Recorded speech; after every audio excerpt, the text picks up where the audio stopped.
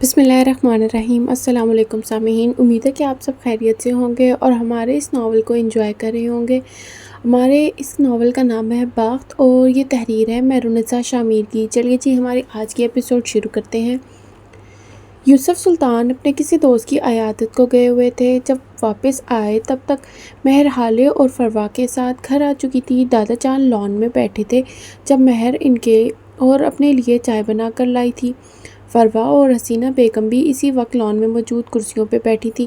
وہ اپنے وعدے کے مطابق اس کے ساتھ صبح واک بھی کرتے، چائے بھی پیتے اور اس کا لایا کھانا بھی کھاتے۔ عرض کہ ان دونوں کے درمیان کشیدگی کم ہو چکی تھی۔ جس طرح گھر والوں نے ان کی ناراضگی پہ سوال نہیں اٹھایا تھا، بالکل اسی طرح سلطان منزل کے مکینوں نے اس صلح پر بھی خاموش تھے۔ مہر نے یوسف سلطان کے لیے چائے بنا کر کپ ان کو تھمایا تھا۔ اسی وقت ہالے لان کی جانب آتی دکھائی دی تھی۔ ہالے کو دیکھ کر دادا جان کی آنکھیں چمک اٹھی تھیں۔ وہ اب ان کے نزدیک آ گئی تھی۔ دادا جان نے ہمیشہ کی طرح اس کے لیے اپنے بازو وا کیے تھے۔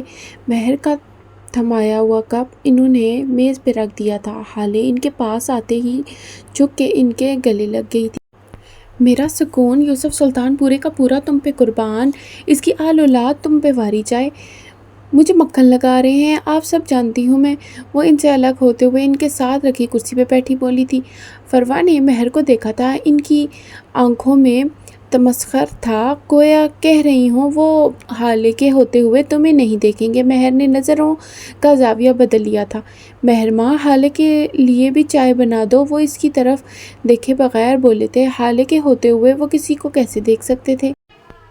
حسینہ ان سب سے بے نیاز چائے کو گھونٹ گھونٹ اپنے حلق میں اتار رہی تھی۔ میں چائے نہیں پیوں گی دادا جان، کافی کا کہہ آئی ہوں، نرگس کو آتی ہوگی وہ لے کر۔ پھر میں بھی نہیں پیوں گا چائے۔ انہوں نے میز پہ رکھا ہوا کپ تھوڑا اور دور رکھا تھا۔ مہر کو لگا تھا جیسے انہوں نے چائے کا کپ نہیں مہر کو بیچ سے ہٹایا ہو، لیکن خاموش رہی۔ حالے تمہارے بابا اب تک کیوں نہیں آئے بیٹا؟ حسینہ نے گردن موڑ کر پوچھا تھا۔ حالے نے کچھ کہنے کو منہ کھولا ہی تھا کہ فروا بول پڑی۔ آپ کے میراث سلطان صاحب نے میرے شوہر شمس سلطان پہ پوری فیکٹری کے سامنے ہاتھ اٹھایا اور پھر اپنا ہی بلڈ پریشر اور شوگر ہائی کروا کر ہسپتال پہنچ گئے۔ مہر اور حالے وہیں سے تو آئے ہیں ابھی، اور میرا بیٹا اب تک بھائی صاحب کی چاکری میں مصروف ہے۔ میری ہونے والی بہو نے بتایا نہیں کیا آپ کو؟ وہ بظاہر مسکراتے ہوئے کاٹ دار لہجے میں بول رہی تھی۔ حالے نے بے اختیار ماتھے کو ہاتھ لگایا تھا، جبکہ یوسف سلطان اور حسینہ کو تو جیسے سانپ سونگھ گیا تھا۔ مہر بغیر کچھ بولے دادا جان کی چھوڑی ہوئی چائے پینے لگ گئی تھی۔ اس کا دل جل رہا تھا۔ چائے بد مزہ اور ٹھنڈی ہو چکی تھی، لیکن اس کو جیسے فرق ہی نہیں پڑ رہا تھا۔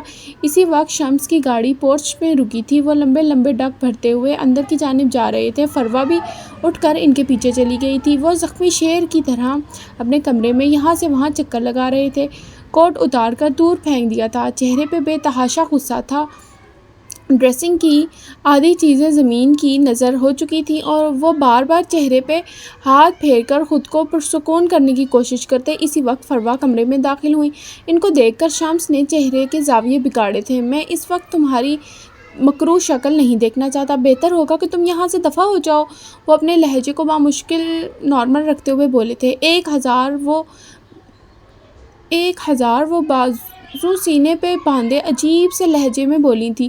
شمس نے رک کر اچنبھے سے ان کو دیکھا تھا۔ 1000 لوگوں کے سامنے انہوں نے تمہارے منہ پر تھپڑ مارا، تمہیں گالیاں دی، ان کی آنکھوں کا تمسخر۔ شمس نے خود کو ذلت کی اتھاہ گہرائیوں میں ڈوبتا ہوا محسوس کیا تھا۔ اس دن تم نے سفیر کے رشتے کے لیے ہاں اسی لیے کی تھی نا، تاکہ تمہیں حالے کا حصہ بھی ملے۔ تم جانتے تھے حالے کے حصے میں ہیون ہی آئے گا اور وہ زمین بھی۔ تم نے اپنے بیٹے کو بیچا۔ شمس تم کیسے کر سکتے ہو یہ؟ تم اتنے لالچی، اتنے ایموشن لیس کیسے ہو گئے؟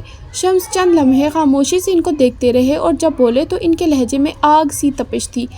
20 سال پہلے اس ہوٹل روم میں جو کچھ میں نے دیکھا، اس نے میرے ایموشن نوچ لیے۔ اس منظر نے میرے دل سے محبت نوچ لی۔ اس دن سے لے کر آج تک میں صرف اور صرف اپنی ذات اور پیسے کے لیے جیتا ہوں۔ میرا واحد عشق میری کمپنی ہے۔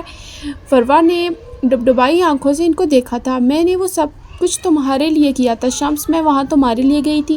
اگر وہ جاپانی بزنس مین تم سے ڈیل نہ کرتا تو تم سڑک پہ آ جاتے، تمہیں برباد ہوتا نہیں دیکھ سکتی تھی۔ تم میرا عشق ہو، میں نے ہمیشہ تمہارا بھلا چاہا ہے۔ ان کا لہجہ رندھا ہوا تھا، مسکارے سے لدی ہوئی آنکھوں میں آنسو تھے۔ کیا میں نے کہا تھا تمہیں یہ سب کرنے کو؟ وہ دھاڑے تھے۔ اپنی بد کرداریوں کو مجھ پر مت تھوپو جاہل عورت۔ میں کنگلا ہو جاتا، دیوالیہ ہو جاتا، سڑک پہ آ جاتا، میں بھیک مانگ لیتا، مجھے فرق نہ پڑتا۔ اگر تم میرے ساتھ وفادار رہتی، میں تمہاری وفاداری کو یہاں سینے پہ ہاتھ رکھا تھا، یہاں رکھ کر کہتا کہ میرے پاس سب کچھ ہے۔ لیکن تم نے میرا مان توڑ دیا، میرا غرور چھین لیا، مجھے برباد تو تم نے کیا ہے فروا۔ اب تم مجھے اپنی بد کرداریوں کی جسٹیفیکیشن دو گی؟ اب تم کہہ رہی ہو کہ تم شرمندہ ہو؟ ان کے لہجے میں تنفر تھا، دکھ تھا، نفرت تھی۔ بلکہ نہیں، تمہارا کوئی قصور نہیں ہے فروا، قصور تو سارا میرا ہے۔ میں نے اپنے بھائی کو دھوکہ دیا تھا، میں نے اس کا حق مارا تھا نا، میں نے اس کے ساتھ بڑا ظلم کیا تھا، مجھے اس کا بدلہ تو مل گیا۔ کسی کا حق مارنا اتنا آسان نہیں ہوتا، میں نے جان لیا۔ میں نے کئی بار وحید کو خواب میں دیکھا تھا، وہ بہت اداس تھا، پریشان، لیکن اس رات فروا، اس رات وہ کہکا لگا رہا تھا، اس کی وہ کھوکھلی ہنسی میں آج تک نہیں بھول پایا۔ تم نے میرے ساتھ بڑا ظلم کیا ہے فروا، میں نے خود کے ساتھ بڑا ظلم کیا ہے۔ میں بدنیت ہو گیا تھا، بابا جان صحیح کہتے تھے، بدنیتاں تھے گھر نہیں وستے، لیکن میں نہیں سمجھا، میں نے خود کے ساتھ ظلم کیا، بڑا ظلم۔ وہ زردہ سے لگتے تھے، میں نے وہ سب کچھ ہماری فیملی کے لیے کیا، ہمارے بیٹے کے لیے کیا۔ شمس، ان کے آنسو مسلسل بہہ رہے تھے۔ تم نے کچھ بھی میرے لیے نہیں کیا، تمہیں نئے نئے مردوں کی عادت تھی، پہلے وحید، پھر میں، اور اس کے بعد وہ جاپانی بزنس مین، اور نہ جانے کتنے لوگ، کتنے مرد اور ہوں گے۔ اور کس کے بیٹے کی بات کر رہی ہو تم؟ پتہ نہیں وہ میرا بیٹا بھی ہے یا نہیں۔ انہوں نے بول کر سر جھٹکا تھا۔ وہ بس یہ بات فروا کے دل میں نشتر کی طرح کھپ گئی تھی۔ شمس، وہ چلائی تھی، نہ نہ نہ نہ، چلانا مت، تم اس پوزیشن میں نہیں ہو ہنی۔ آواز اٹھانے کو، چلانے کو صاف ستھرا کردار چاہیے ہوتا ہے، بات میں وزن پیدا کرنے کو دیانتداری چاہیے ہوتی ہے، خود پہ اعتماد کروانے کو وہ اپنی وفا ثابت کرنی پڑتی ہے۔ اور تم میری جان، تمہارے پاس یہ تینوں چیزیں نہیں ہیں۔ اب تم اپنی شکل گم کرو، میرے پاس تم سے زیادہ بڑے مسئلے ہیں۔ وہ بیزاری سے کہہ کر اپنا لیپ ٹاپ اٹھائے صوفے پہ جا بیٹھے تھے۔ وہ قدم قدم چلتی ڈریسنگ ٹیبل کے آئینے کے سامنے کھڑی ہو گئی تھی۔ وہ خاموش تھے، بالکل خاموش، جیسے پتھر کا بت ہو۔ کافی دیر بعد جب وہ بولیں تو ان کی آواز میں برسوں کی تھکن تھی۔ میں نے اس شادی کو بچانے کی ہمیشہ کوشش کی، تم سے محبت کی، عشق کیا۔ ان کا ہاتھ اپنی گردن میں پہنے نازک سے ہیروں کے نیکلس پہ تھا۔ تمہارے لیے وہ سب کچھ کیا، یہاں تک کہ خود کو بھی بیچ دیا۔ اب وہ اس نیکلس پہ ہاتھ پھیر رہی تھی، محبت سے، نرمی سے۔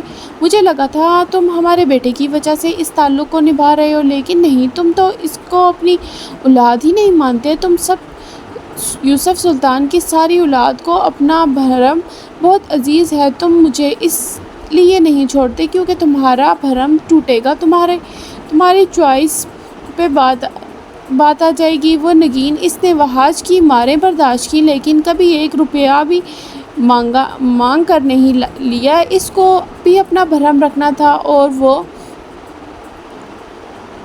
معراج سلطان، ان کی بیوی، ان کو تو یہ تک نہیں پتا ہوتا کہ ان کا شوہر مرا ہے یا زندہ ہے، لیکن وہ اف تک نہیں کرتے۔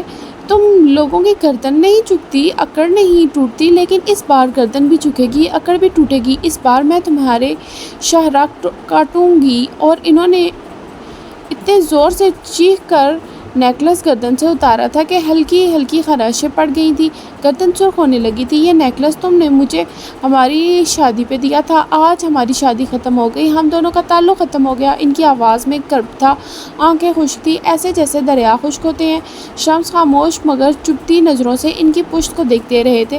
میں نے تم سے، مہر سے اور سفیر سے بہت محبت کی، لیکن تم سب نے مجھے دھوکہ دیا۔ سفیر نے میری بات نہ مان کر، مہر نے اپنی مرضی کر کے، اور تمہارے دکھوں کا تو کوئی حساب ہی نہیں میرے پاس۔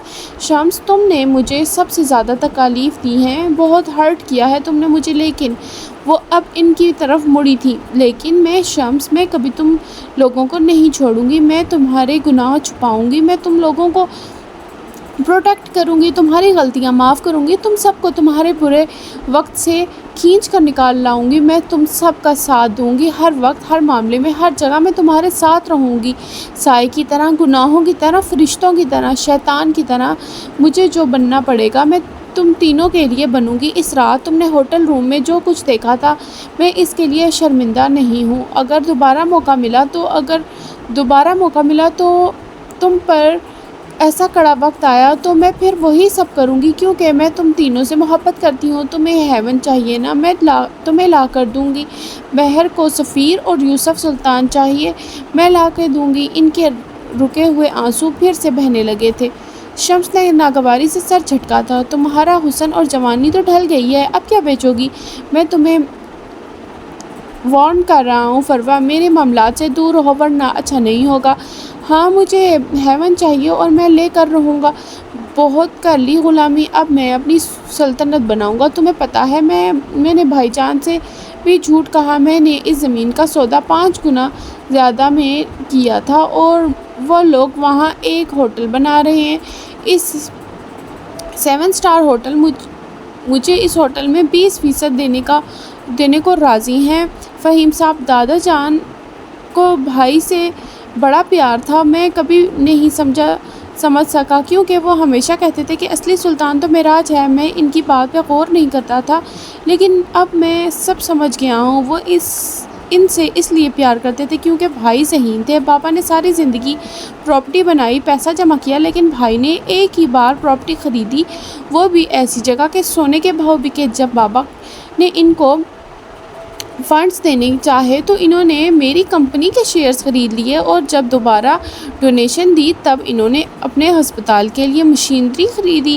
میں کبھی ان کے جیسا ذہن نہیں پا سکا، لیکن تم دیکھنا فروہ، ہیون میرا ہوگا، میرا قلعہ بنے گا، وہاں میں حکومت کروں گا وہاں، اور تم میرے لیے کچھ نہیں کر سکتی، سو بہتر ہے کہ تم مجھے میرے حال پہ چھوڑ دو۔ اب کسی اور کا حسن، کسی اور کی جوانی بیچوں گی، وہی جس کا حسن مجھ سے زیادہ مقبول ہے، جس کی جوانی ابھی جوبن پہ ہے، جس سے میرے کئی حساب باقی ہیں، اپنے سارے حساب لوں گی۔ وہ بول کر کمرے کا دروازہ کھولتی باہر کی طرف نکل گئی تھی۔ شمس نے ان کی طرف دھیان ہی نہیں دیا تھا۔ تقریباً آدھا گھنٹہ بعد ان کی انگلیوں نے کوئی پیغام ٹائپ کیا تھا اور پھر سینڈ کا بٹن دبا دیا تھا، اور ایک لائن پہ مشتمل پیغام اڑتا ہوا گیا تھا اور مطلوبہ شخص کو موصول ہوا تھا۔ اس پیغام میں لکھا تھا، میں شمس سلطان کی بیوی فروہ سلطان ہوں، مجھے فہیم مرزا سے ملنا ہے ارجنٹ، اپنے باس سے کہو میرے لیے وقت نکال لے۔ اب ان کی مطمئن نظریں دور دور تک پھیلے سیاہ ہوتے آسمان پر جمی تھیں۔ چلے ہوئے آلو، میں نے کہا نا تم آج کے بعد اس سے نہیں ملو گے۔ ایک بات سمجھ نہیں آتی، معراج سلطان ہسپتال سے گھر آ چکے تھے، اب وہ دونوں ان کے دائیں بائیں بیڈ پہ بیٹھے لڑنے میں مصروف تھے۔ بابا آپ دیکھ رہے ہیں نا اس کو، یہ مجھے میرے دوست سے ملنے سے منع کر رہی ہے۔ حسن معراج کو بیچ میں گھسیٹ لایا تھا۔ غلام حسن، بابا کو بیچ میں مت لاؤ، ان کی طبیعت ٹھیک نہیں ہے، وہ گھررائی تھی۔ بیٹے آپ دونوں میرے سر پہ تو ویسے ہی سوار ہو، جب سے آئے ہو خدمت کام اور لڑائی زیادہ کی ہے۔ اب مجھے مسئلہ بتاؤ، دوست سے کیوں نہیں ملنے دیتی تم اس کو؟ وہ اٹھ کر بیٹھ گئے تھے۔ بابا آپ کو پتہ بھی ہے وہ لڑکا اسموکنگ کرتا ہے، میں نے خود اس کی انسٹاگرام سٹوری دیکھی تھی۔ یار وہ جھنجھلا سی گئی تھی۔ وہ بہت پہلے کی بات ہے بابا، اب اس نے سب کچھ چھوڑ دیا، وہ بہت نیک ہو گیا ہے، 4 وقت کی نماز پڑھتا ہے، بس فجر قضا ہو جاتی ہے، لیکن اس کی تو خیر ہے نا، آہستہ آہستہ مینج کی کر لے گا وہ بھی۔ ایک نشئی کبھی بھی نہیں سدھر سکتا، جس نے ایک بار شراب یا سگریٹ پی لیا وہ اس کو نہیں چھوڑ سکتا۔ تم جھوٹ بول رہے ہو، وہ اس پر چڑھ دوڑی تھی۔ پھر تو تم اپنے بابا کو دیکھو بیٹے، وہ سینے پہ بازو باندھے سنجیدہ سے لہجے میں بولے تھے۔ کیا مطلب؟ ان دونوں کی آنکھوں میں حیرت تھی۔ تمہارا باپ بھی ایک نشئی ہی تھا، ایک شرابی، وہ شرمندہ سے لہجے میں بولے تھے۔ آپ مذاق کر رہے ہیں نا بابا، ایسا ہو ہی نہیں سکتا، آپ میری وجہ سے ایسا کہہ رہے ہوں گے نا؟ حسن حیرت زدہ سا کہہ رہا تھا، جبکہ حالے خاموش تھی۔ اس کو پتہ تھا کہ اس کا باپ ایسے مذاق نہیں کرتا۔ انہوں نے حسن کی بات کا کوئی جواب ہی نہیں دیا۔ میری شادی کو تقریباً 9 سال ہونے والے تھے اور میری کوئی اولاد نہیں تھی۔ نہیں تھی۔ تمہاری ماں بہت ڈپریس رہتی تھی، میں بھی بہت ڈپریس رہتا تھا، بہت مشکل، بہت پریشان تھا۔ عورت اگر پریشان ہو تو رو دھو کر گھر کے کام کاج تیار کر سوگ منا سکتی ہے، مرد بہت مجبور ہوتے ہیں، وہ رو بھی نہیں سکتے، کام کاج نہیں تیاگ سکتے، اس کو لڑنا پڑتا ہے۔ میں بھی لڑا لیکن ایک جگہ آ کر میں تھک گیا، میری ہمت جواب دینے لگی۔ وہ ان دونوں کی طرف نہیں دیکھ رہے تھے، وہ سامنے دیوار کو دیکھتے ہوئے بول رہے تھے۔ انہی دنوں کچھ دوستوں کی سنگت میں نے ڈرنک کرنا شروع کر دیا اور رات کو نشے میں دھت واپس آتا تھا۔ اس طرح میری پریشانی وقتی طور پر کم ہو جاتی تھی، وقتی سکون مل جاتا تھا۔ گناہ میں لذت ہوتی ہے، میں اس لذت کا عادی ہوتا گیا، یہاں تک کہ میرا کام ڈسٹرب ہونے لگا، میں چڑچڑا ہو گیا۔ اسی طرح کافی عرصہ گزر گیا، میری یہی روٹین رہی، اور پھر ایک دن میں اپنی جونیئر نفیسہ حیات سے ملا۔ ہم دونوں ایک جگہ بیٹھے باتیں ہوئیں، کافی پی گئی۔ میں نے اس کو اپنی ساری شادی شدہ زندگی کے بارے میں بتایا، اپنی پرابلمز شیئر کی۔ نفیسہ کی ایک عادت بہت اچھی تھی، وہ آپ کو جج نہیں کرے گی۔ اگر آپ قتل کر دو اور پھر اس کے سامنے چلے جاؤ، وہ تب بھی آپ کو جج نہیں کرے گی۔ اس نے مجھے بھی جج نہیں کیا، اس نے مجھے ایک حل بتایا۔ وہ دونوں بہت غور سے ان کو سن رہے تھے۔ اس نے کہا، اگر کوئی انسان اپنی ایک برائی یا بری عادت کو اللہ کے لیے چھوڑ دے تو اللہ اس کو بدلے میں اس سے بہتر نوازتا ہے، اللہ اس کو انعام دیتا ہے، اللہ خوش ہوتا ہے۔ وہ بول کر چلی گئی۔ میں سوچ میں پڑ گیا کہ آخر میرے اندر کون سی بری عادت ہے۔ سوچ کر میرا دماغ پھٹنے لگا، کیونکہ نہ میں جھوٹ بولتا تھا، نہ رشوت لیتا تھا، اور نہ کسی کا حق مارتا تھا، نہ کبھی بیوی، والدین، رشتہ دار یا پڑوسی کے حقوق کھائے تھے۔ 5 وقت کا نمازی تھا، میں باقاعدگی سے قرآن بھی پڑھتا تھا۔ پھر ایسا کون سا گناہ تھا، کون سی برائی تھی میرے اندر؟ اور پھر میرے دل سے آواز آئی، شراب۔ 4 مختلف الفاظ لیکن معنی ایک ہی، گناہ۔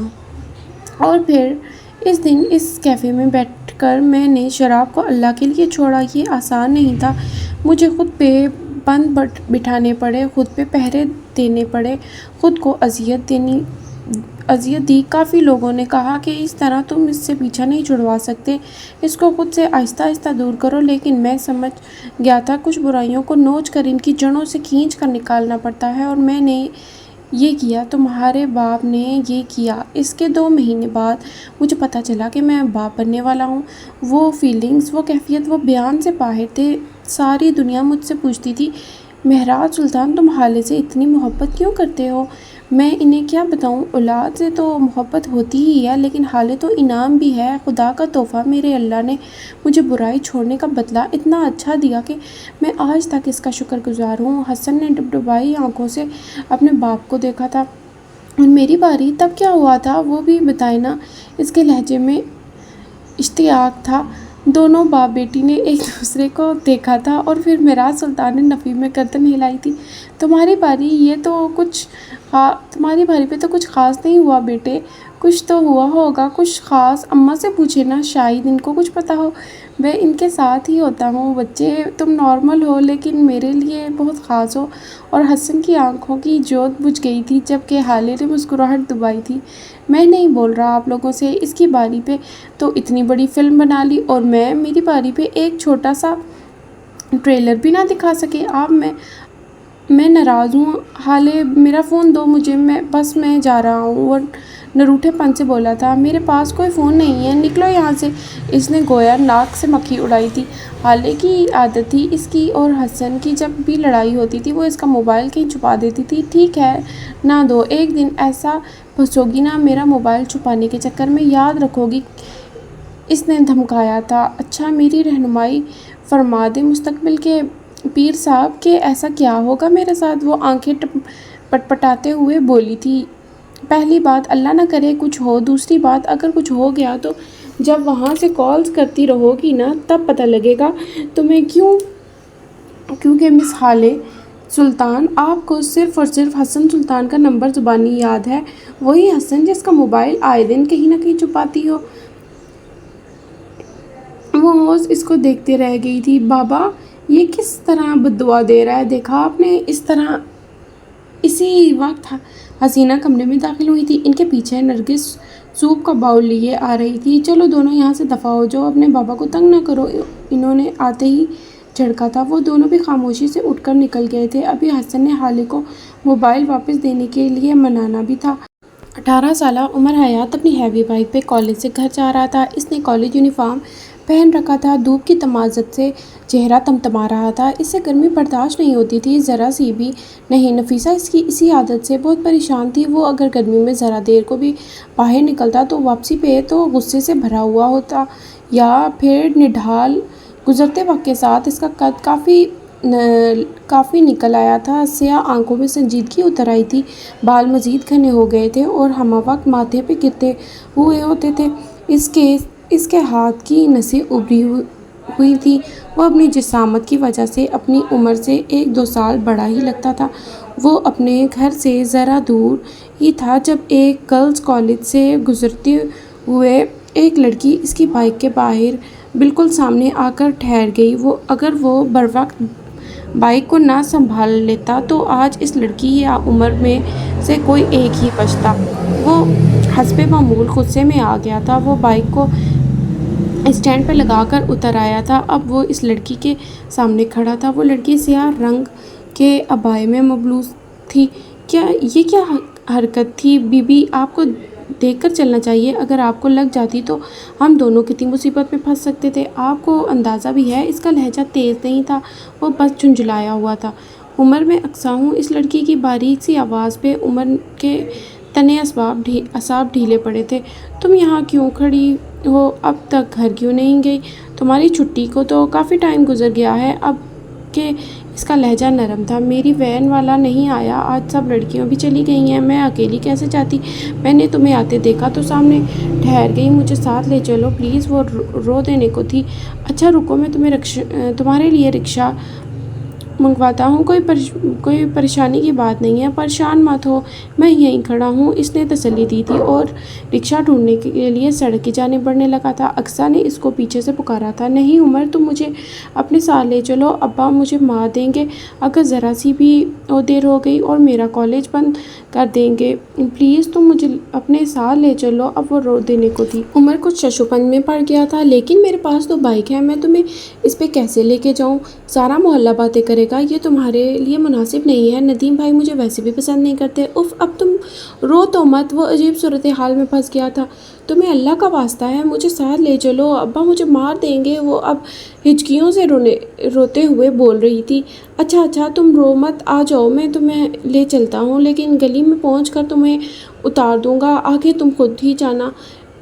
वो इतने ही पे खुश हो गई थी। उमर ने अपना कॉलेज बैग अपने पीछे रख लिया था। इन दोनों के दरमियान मुनासिब फासला रखे इसका इरादा था कि गली में पहुंचते ही वो अक्सा को उतार देगा। लेकिन शायद आज राजों से पर्दा उठने का दिन था। वो जैसे ही गली में दाखिल हुआ, नदीम सामने ही परचून की दुकान पे खड़ा हुआ था। उमर के पीछे बाइक पे अक्सा को बैठे देखकर इसका फ़ोन कॉल उठा था। उमर ने भी इसको देखा था लेकिन रुका नहीं। इसने बाइक को सीधा अपने घर के सामने लाकर रोका था। अक्सा का घर सामने ही था। नदीम पीछे से बकता झकता आ रहा था। अक्सा का फ़ोन खुश्क होने लगा था। तुम मुझे वहीं उतार देते उमर, अब्बा तुम्हें नहीं छोड़ेंगे। अब वो सख्त परेशान थी। तुम घर जाओ, नदीम भाई को देख लेता हूँ मैं, वो संजीदगी से बोला था। तब तक नदीम भी वहाँ पहुँच गया था। उमर को देखते ही वो इसके करीब आया और खींच कर एक थप्पड़ उमर के चेहरे पे दे मारा। अभी इसने एक और थप्पड़ मारने को हाथ ऊपर किया ही था कि उमर ने बर वक्त इसका हाथ पकड़ लिया। इसका चेहरा सुर्ख हो गया था। जुर्रत कैसे हुई तुम्हारी मुझ पे हाथ उठाने की? वो घुर्राया था और नदीम को दोनों हाथों से धक्का दिया था। उमर जवान था, सेहतमंद था। एक ही धक्के से नदीम लड़खड़ाता हुआ दूर जाके गिरा था।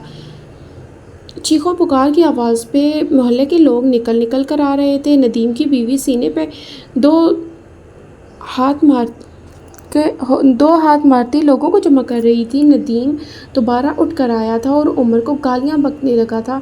अरे गंदा खून न जाने कहाँ से उठ कर ले आई है नफीसा, अब ये हमारे मोहल्ले की इज्जतों पे हाथ डालने लगा है। इसने मेरी बेटी को अगवा करने की कोशिश की है, मेरी बेटी की इज्जत पे हाथ डाला है। वो चीख कर लोगों के हजूम को इकट्ठा कर रहा था। बकवास करते हो तुम, झूठे हो, یہ میں نے بس تمہاری بیٹی کو لفٹ دی ہے، پورا محلہ گواہ ہے، سب نے اس کو میرے ساتھ آتے دیکھا ہے، وہ اپنی مرضی سے میرے ساتھ آئی تھی، بلاؤ اس کو، پوچھو اس سے، وہ برہمی سے بولا تھا۔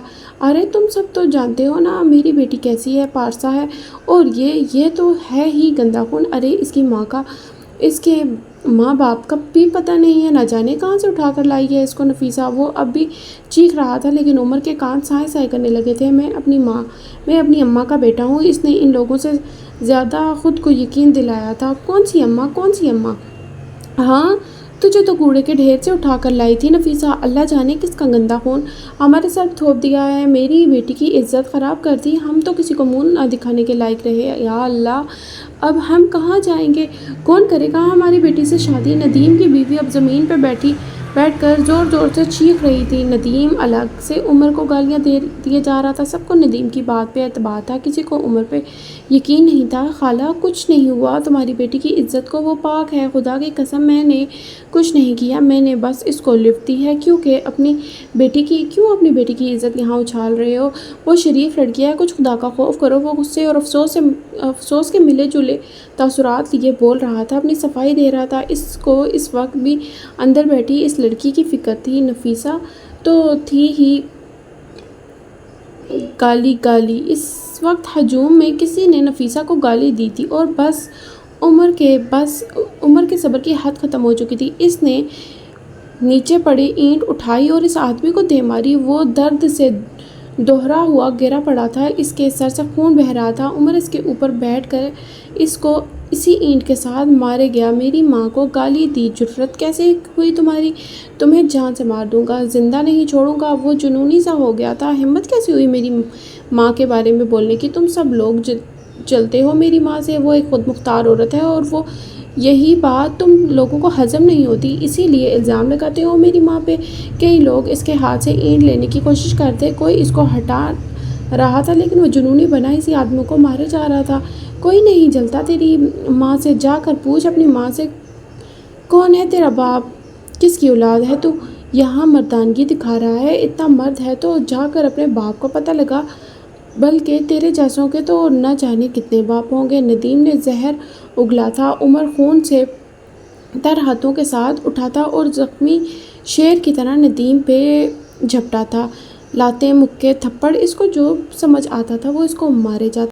وہ کراٹے چیمپئن تھا، اس نے کئی ایسے اور کورس کر رکھے تھے، وہ باقاعدگی سے جم جاتا تھا اور ان لوگوں سے نمٹنا اس کے لیے اتنا مشکل نہیں تھا، لیکن وہ ان کی زبانیں نہیں بند کر سکتا تھا۔ ہجوم میں سے کئی لوگ اس کی ماں کے بارے میں بات کر رہے تھے، کوئی اس کے باپ کا پوچھ رہا تھا، کوئی گالیاں دے رہا تھا، لیکن وہ بس یہی پکارے جاتا، میں عمر حیات ہوں، میں اپنی اماں کا بیٹا ہوں، تم سب جھوٹے ہو، اس کے گھر کا دروازہ توڑو، نکالو اس کی ماں کو باہر، دیکھ لیں گے اس کو بھی۔ یہ ندیم کا بھائی تھا جو عمر کے گھر کے دروازے کی جانب بڑھا تھا۔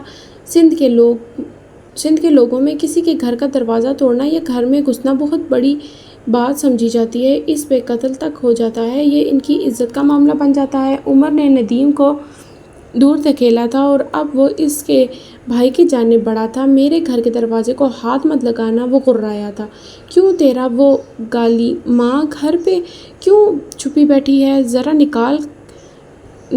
نکل کر آئے نا، ہم بھی تو اس سے پوچھیں تیرے جیسا بدذات کہاں سے اٹھا کر لائی ہے، کس باپ کا خون ہے تو یا پھر کتنے باپ ہیں تیرے؟ وہ بکے گیا، اس نے جیسے ہی عمر کے گھر کا دروازے کو ہاتھ لگایا تھا، عمر ایک ہی جست میں سے اس تک پہنچ گیا تھا، اس کا وہی ہاتھ اس کی کمر کی جانب موڑ کر اتنی زور سے جھٹکا دیا تھا کہ ہڈیاں ٹوٹنے کی آواز آئی تھی۔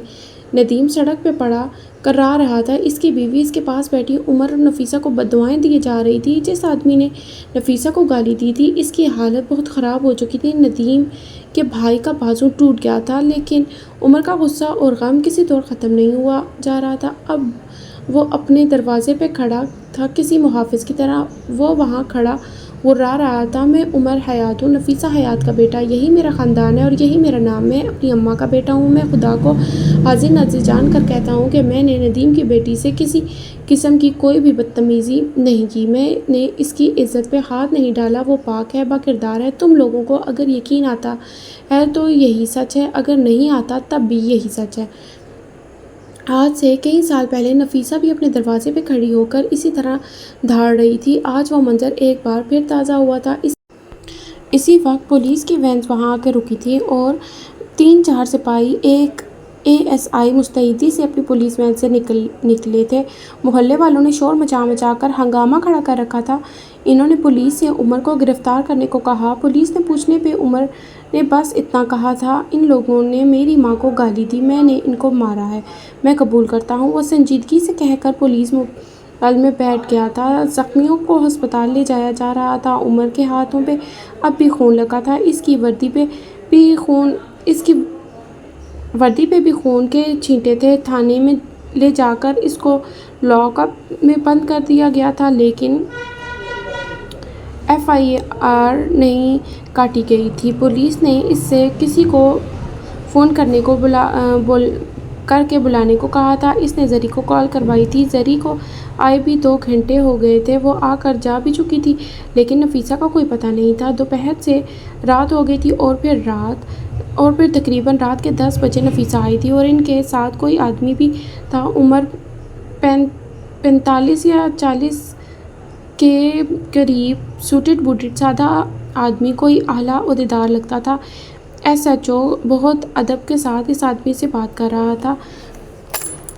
سائیں، اس لڑکے پہ اقدام قتل اور ریپ کیس بنتا ہے، پورا محلہ گواہ ہے اس بات کا کہ اس نے وہاب نامی آدمی کو اتنا مارا کہ وہ مرتے مرتے بچا ہے۔ اس لڑکی کا باپ، اس نے اس کی ہڈی پسلی ایک کر دی ہے اور اس لڑکی کے چچا کا بازو توڑ دیا ہے۔ سائیں کھلم کھلا غنڈہ گردی کر رہا تھا یہ لڑکا۔ وہ تو آپ کے حکم پہ ہم نے FIR نہیں کاٹی، ورنہ محلے والے تو اتنے مشتعل تھے کہ میرے 10 افسر بھی ان کو سنبھال نہیں پا رہے تھے۔ وہ تو چاہتے تھے کہ میں لڑکے کو ان کے حوالے کر دوں تاکہ وہ اس کو اسی طرح ماریں جیسے اس نے ان لوگوں کی عزیزوں کو مارا ہے۔ وہ بات کو بڑھا چڑھا کر بتا رہا تھا۔ وہ یہ ثابت کرنا چاہتا تھا کہ وہ ان پہ کوئی عظیم احسان کر رہا ہے تاکہ مستقبل میں اپنے کام نکلوا سکے۔ اگر ان لوگوں میں اتنا ہی دم ہوتا تو اس وقت دکھا دیتے۔ اب ان کی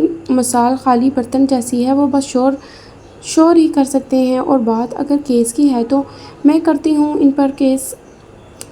کاٹو FIR کاٹو، میری FIR لکھو۔ ندیم نامی شخص اپنے بھائی وہاب کے ساتھ میرے گھر میں چوری کرنے گھسا اور میرے بیٹے نے ان کو پکڑا تو انہوں نے شور مچایا اور میرے بیٹے پہ زیادتی کا الزام لگا دیا، اور اسی وقت میرے گھر سے 5 لاکھ کیش اور 10 تولے سونا غائب ہے، اور وہ تیسرا آدمی اس پہ لکھیں۔ اب وہ تیسرا آدمی ہر دوسرے دن کوئی نہ کوئی عورت اٹھا کر لاتا تھا اور اپنے گھر میں عیاشی کرتا تھا۔ اس کا گھر میرے گھر کے بالکل ساتھ ہے۔ میرا گھر آج بند تھا، میں شہر سے باہر تھی اور میرا بیٹا کالج گیا ہوا تھا، تو اس آدمی نے یہ موقع غنیمت جانا اور یہی عمل میرے گھر میں دہرایا۔ اس عمل میں ندیم اور وہاب دونوں شامل تھے۔ تو جب میرا بیٹا گھر آیا تو اس آدمی کو یہی عمل کرتے دیکھا، وہ مشتعل ہو گیا، اور جب اس کو گھر سے نکالنے لگا تو اس نے میرے بیٹے پہ حملہ کر دیا، اور پھر میرے بیٹے نے جو کیا وہ سیلف ڈیفینس میں کیا۔ اور رہی بات اس لڑکی کی، تو وہ لڑکی روز میرے بیٹے کو محبت بھری رکھے بھیجتی تھی اور اس کو ورگلانے کی کوشش کرتی تھی، اور جب میرے بیٹے نے اس کی پیش قدمی کو ٹھکرا دیا تو وہ لڑکی اوچھے ہتھ کنڈوں پہ اتر آئی۔ وہ دبا دبا سا کرا رہی تھی، بی بی خدا کا خوف کرو، وہ لڑکی باکردار ہے۔ SHO نے ان کو ٹوکا تھا، اور میرا بیٹا باکردار ہے، وہ مرد ہے، تو اس کا یہ مطلب ہے کہ وہ وہی گناہ گار ہے۔ خوب کہی آپ نے بھی، اگر بات میرے بیٹے کے کردار پہ آئی ہے تو سارے محلے کو بدکردار ثابت کر دوں گی، میں ایک کو تھانے میں گھسیٹوں گی۔ سمجھ کیا رکھا ہے؟ مجھے عدالت میں کھڑے ہونا چھوڑا ہے میں نے، میرے اندر سے عدالتوں میں ہونے والی مکاریاں نہیں گئی۔ مجھے قانون مت سکھائیں۔ اور کوئی ہے باقی کسی اور کو کوئی تکلیف میرے بیٹے سے؟ وہ ان کو دیکھے ہوئے چبا چبا کر پوچھ رہی تھی۔ بی بی آپ کیا چاہتی ہیں؟ اب ایس ایچ او گویا عاجز آ گیا تھا۔ میں یہ چاہتی ہوں کہ میرے بیٹے کو میرے ساتھ جانے دیا جائے اور اس کے خلاف کوئی ایف آئی آر نہ کاٹی جائے اور اس سارے معاملے سے اس کو نکال دیا جائے۔ محلے والوں سے صلح نامہ پہ دستخط چاہیے، مجھے قصاص جرمانہ سب بھرنے کو تیار ہوں، میں ان کے ہسپتال کے بلز ادا کرنے کو تیار ہوں، میں جو کچھ میرے بیٹے کے لیے ہو سکے گا میں کروں گی اور اس کا کفارہ اس سے ہو جائے گا۔ نفیسہ آپ اطمینان رکھیں، سب ہو جائے گا، میں آپ کے ساتھ ہوں۔ ہم جیسے دوستوں کے ہوتے ہوئے آپ کو پریشان ہونے کی ضرورت نہیں ہے۔ وہ سوٹڈ ووٹڈ آدمی سارے وقت میں پہلی بار بولا تھا۔ ہم دوست نہیں ہیں کرنل محمد دین صاحب، میں نے انگلی سے سینے پہ دستک دیتے ہوئے آپ کو اپنے ہزار مسئلوں سے نکالا ہے اور اب میرے بیٹے کو اس سارے میس سے آپ نکالیں گے۔ میں باہر اپنی گاڑی میں بیٹھی ہوں، میرا بیٹا 10 منٹ میں میرے پاس گاڑی میں ہونا چاہیے۔ وہ نرم مگر دو ٹوک لہجے میں بول کر باہر چلی گئی تھی۔ عمر سے ملی تک نہیں تھی اور پھر 10 منٹ بعد عمر ان کے ساتھ گاڑی میں بیٹھا تھا۔ وہ نہ ڈرا ہوا تھا نہ اداس تھا اور اس کے چہرے پہ کوئی تاثر نہیں تھا، بس خاموشی تھی، سرد مہری تھی، طوفان سے پہلے کی خاموشی۔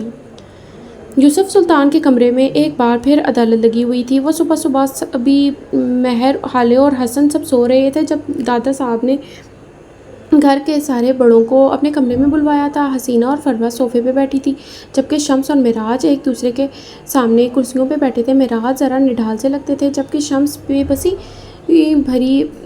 بھرے غصے سے غیر آرام دہ سے لگتے تھے۔ کل شام تم نے کمپنی کے تمام ملازمین کے سامنے اپنے بھائی پہ ہاتھ اٹھایا، معراج میں وجہ جان سکتا ہوں؟ چند ایک غیر ضروری باتوں کے بعد یوسف سلطان نے باروب سے لہجے میں سوال کیا تھا۔ بابا صاحب، میں آپ سے درخواست کرتا ہوں کہ میرے دونوں بچوں کو یہاں بلایا جائے، میں ان کے سامنے ساری بات کرنا چاہتا ہوں۔ یہ باتیں بچوں کو بیچ میں بٹھا کر کرنے والی نہیں ہیں معراج، یہ بڑوں کے معاملے ہیں۔ تم مجھے جواب دو، کس نے تمہیں یہ حق دیا کہ تم میرے بیٹے پہ اور اپنے چھوٹے بھائی کو اس طرح ذلیل کرو؟ اب کی بار ان کا لہجہ ذرا سخت سا تھا۔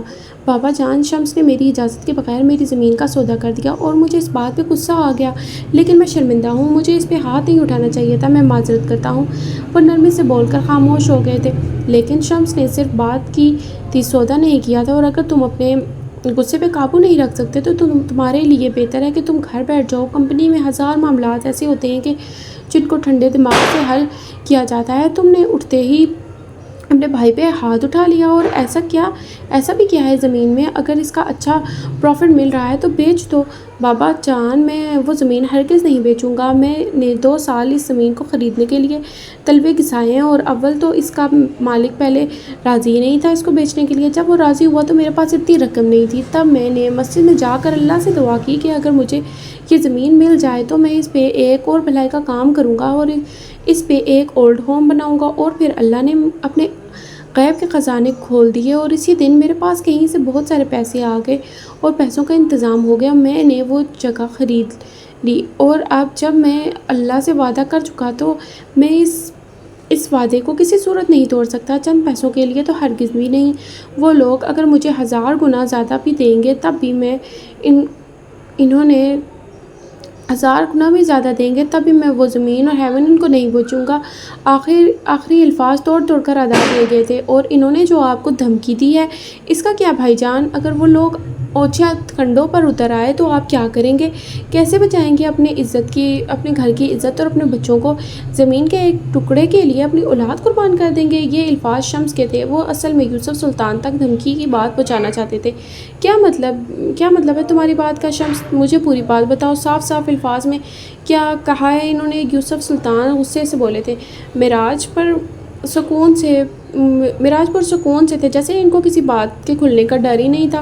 بابا جان، ان لوگوں نے بھائی سے کہا ہے کہ اگر انہوں نے ہیون اور اس سے ملحقہ زمین ان کو نہ بیچی تو وہ لوگ ہیون میں رہنے والے 18 سے کم عمر بچوں کے کھانوں میں زہر ملا دیں گے اور 18 سال سے زیادہ عمر کے بچوں کو ڈرگز پہ لگا دیں گے، اور یہ کام ان کے لیے بالکل بھی مشکل نہیں ہے۔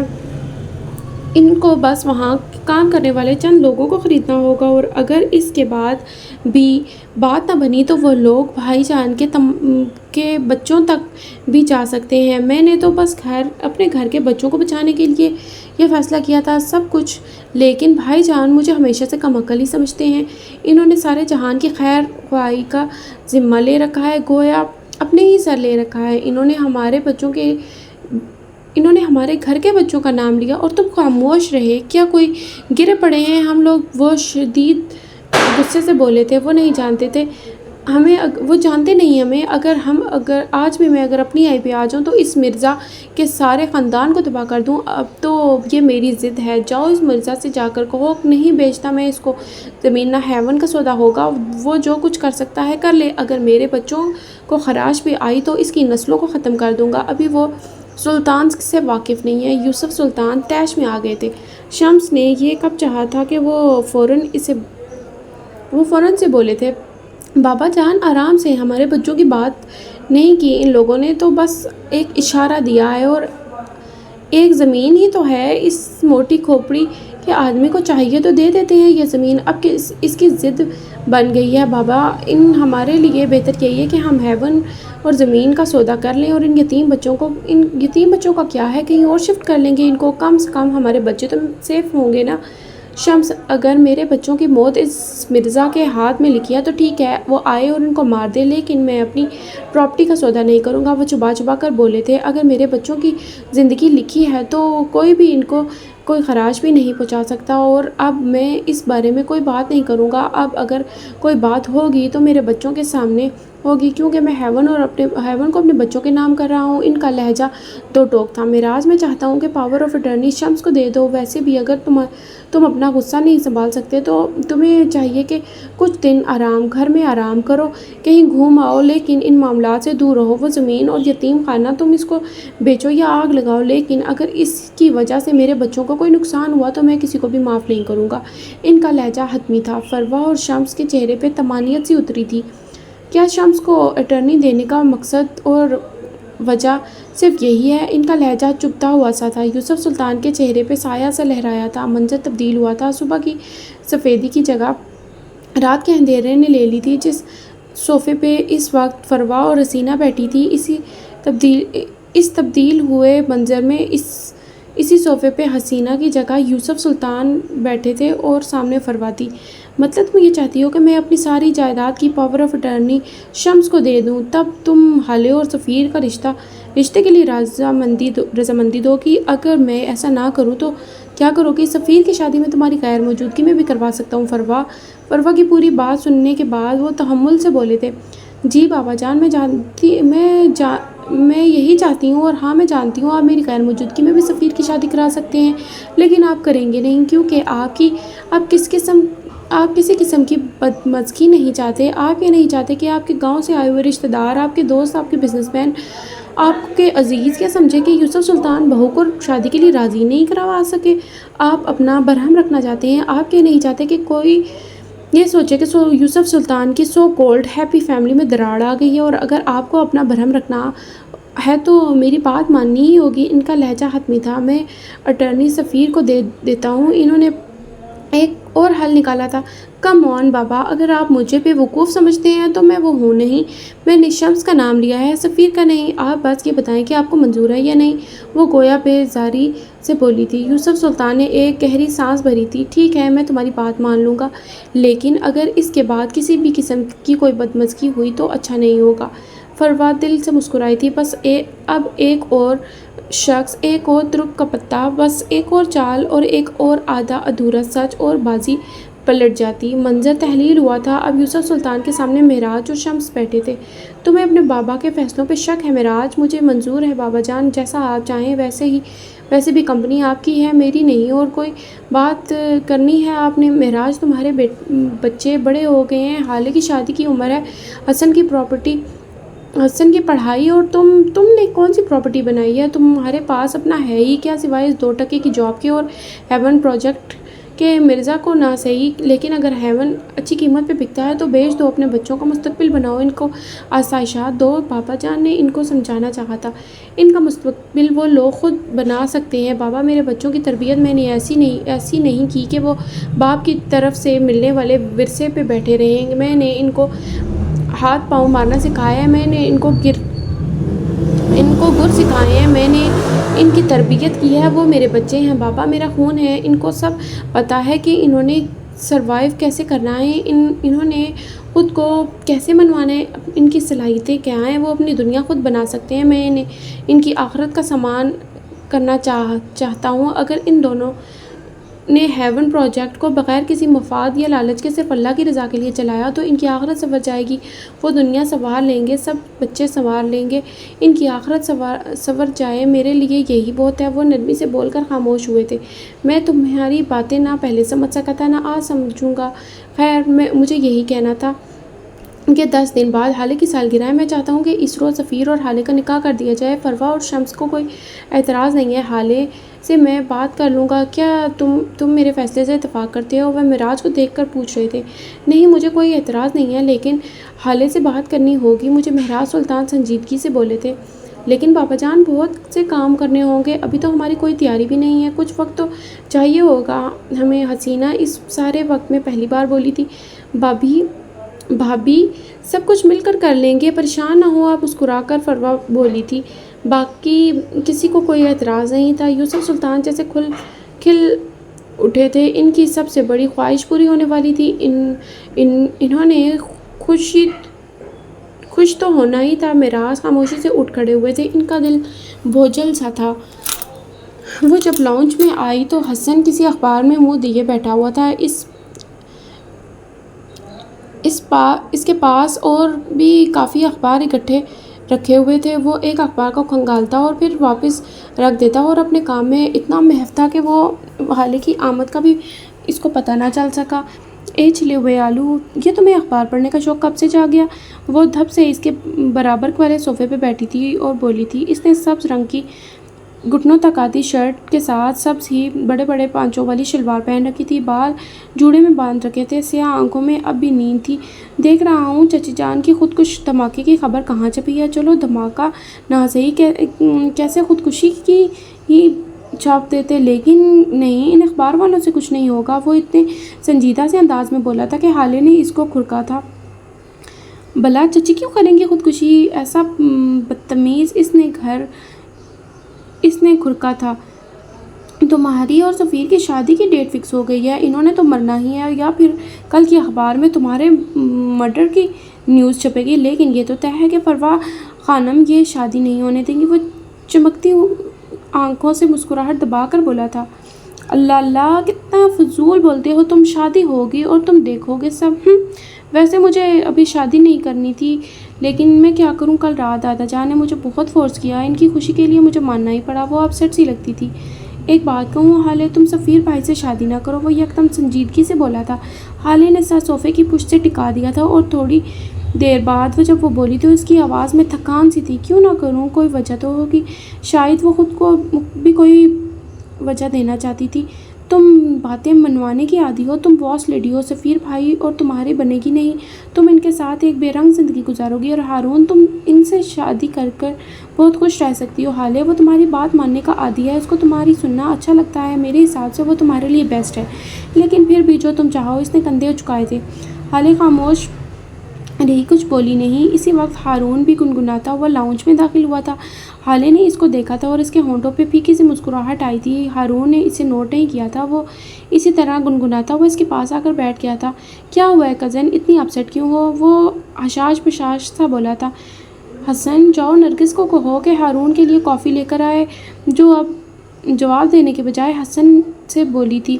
صاف صاف کہو اپنی بات میں مجھے شامل نہیں کرنا چاہتی، میں مہذب طریقے سے اٹھ کر چلا جاتا ہوں۔ ویسے بھی بہن مجھے عادت نہیں ہے کسی کی سنگن لینے کی، ہم تو بس اپنے کام سے کام رکھتے ہیں۔ وہ محلے کی فسادن آنٹیوں کی نقل اتارتا بولا تھا، لیکن حالے کی جانب سے کوئی جواب نہ پا کر وہ خاموشی سے اٹھ گیا تھا۔ اب کیا ہارون کو پریشانی ہوئی تھی؟ کچھ ہوا ہے کیا حالے؟ مجھے بتاؤ، اس سفیر نے کچھ کہا ہے؟ بولو بھی۔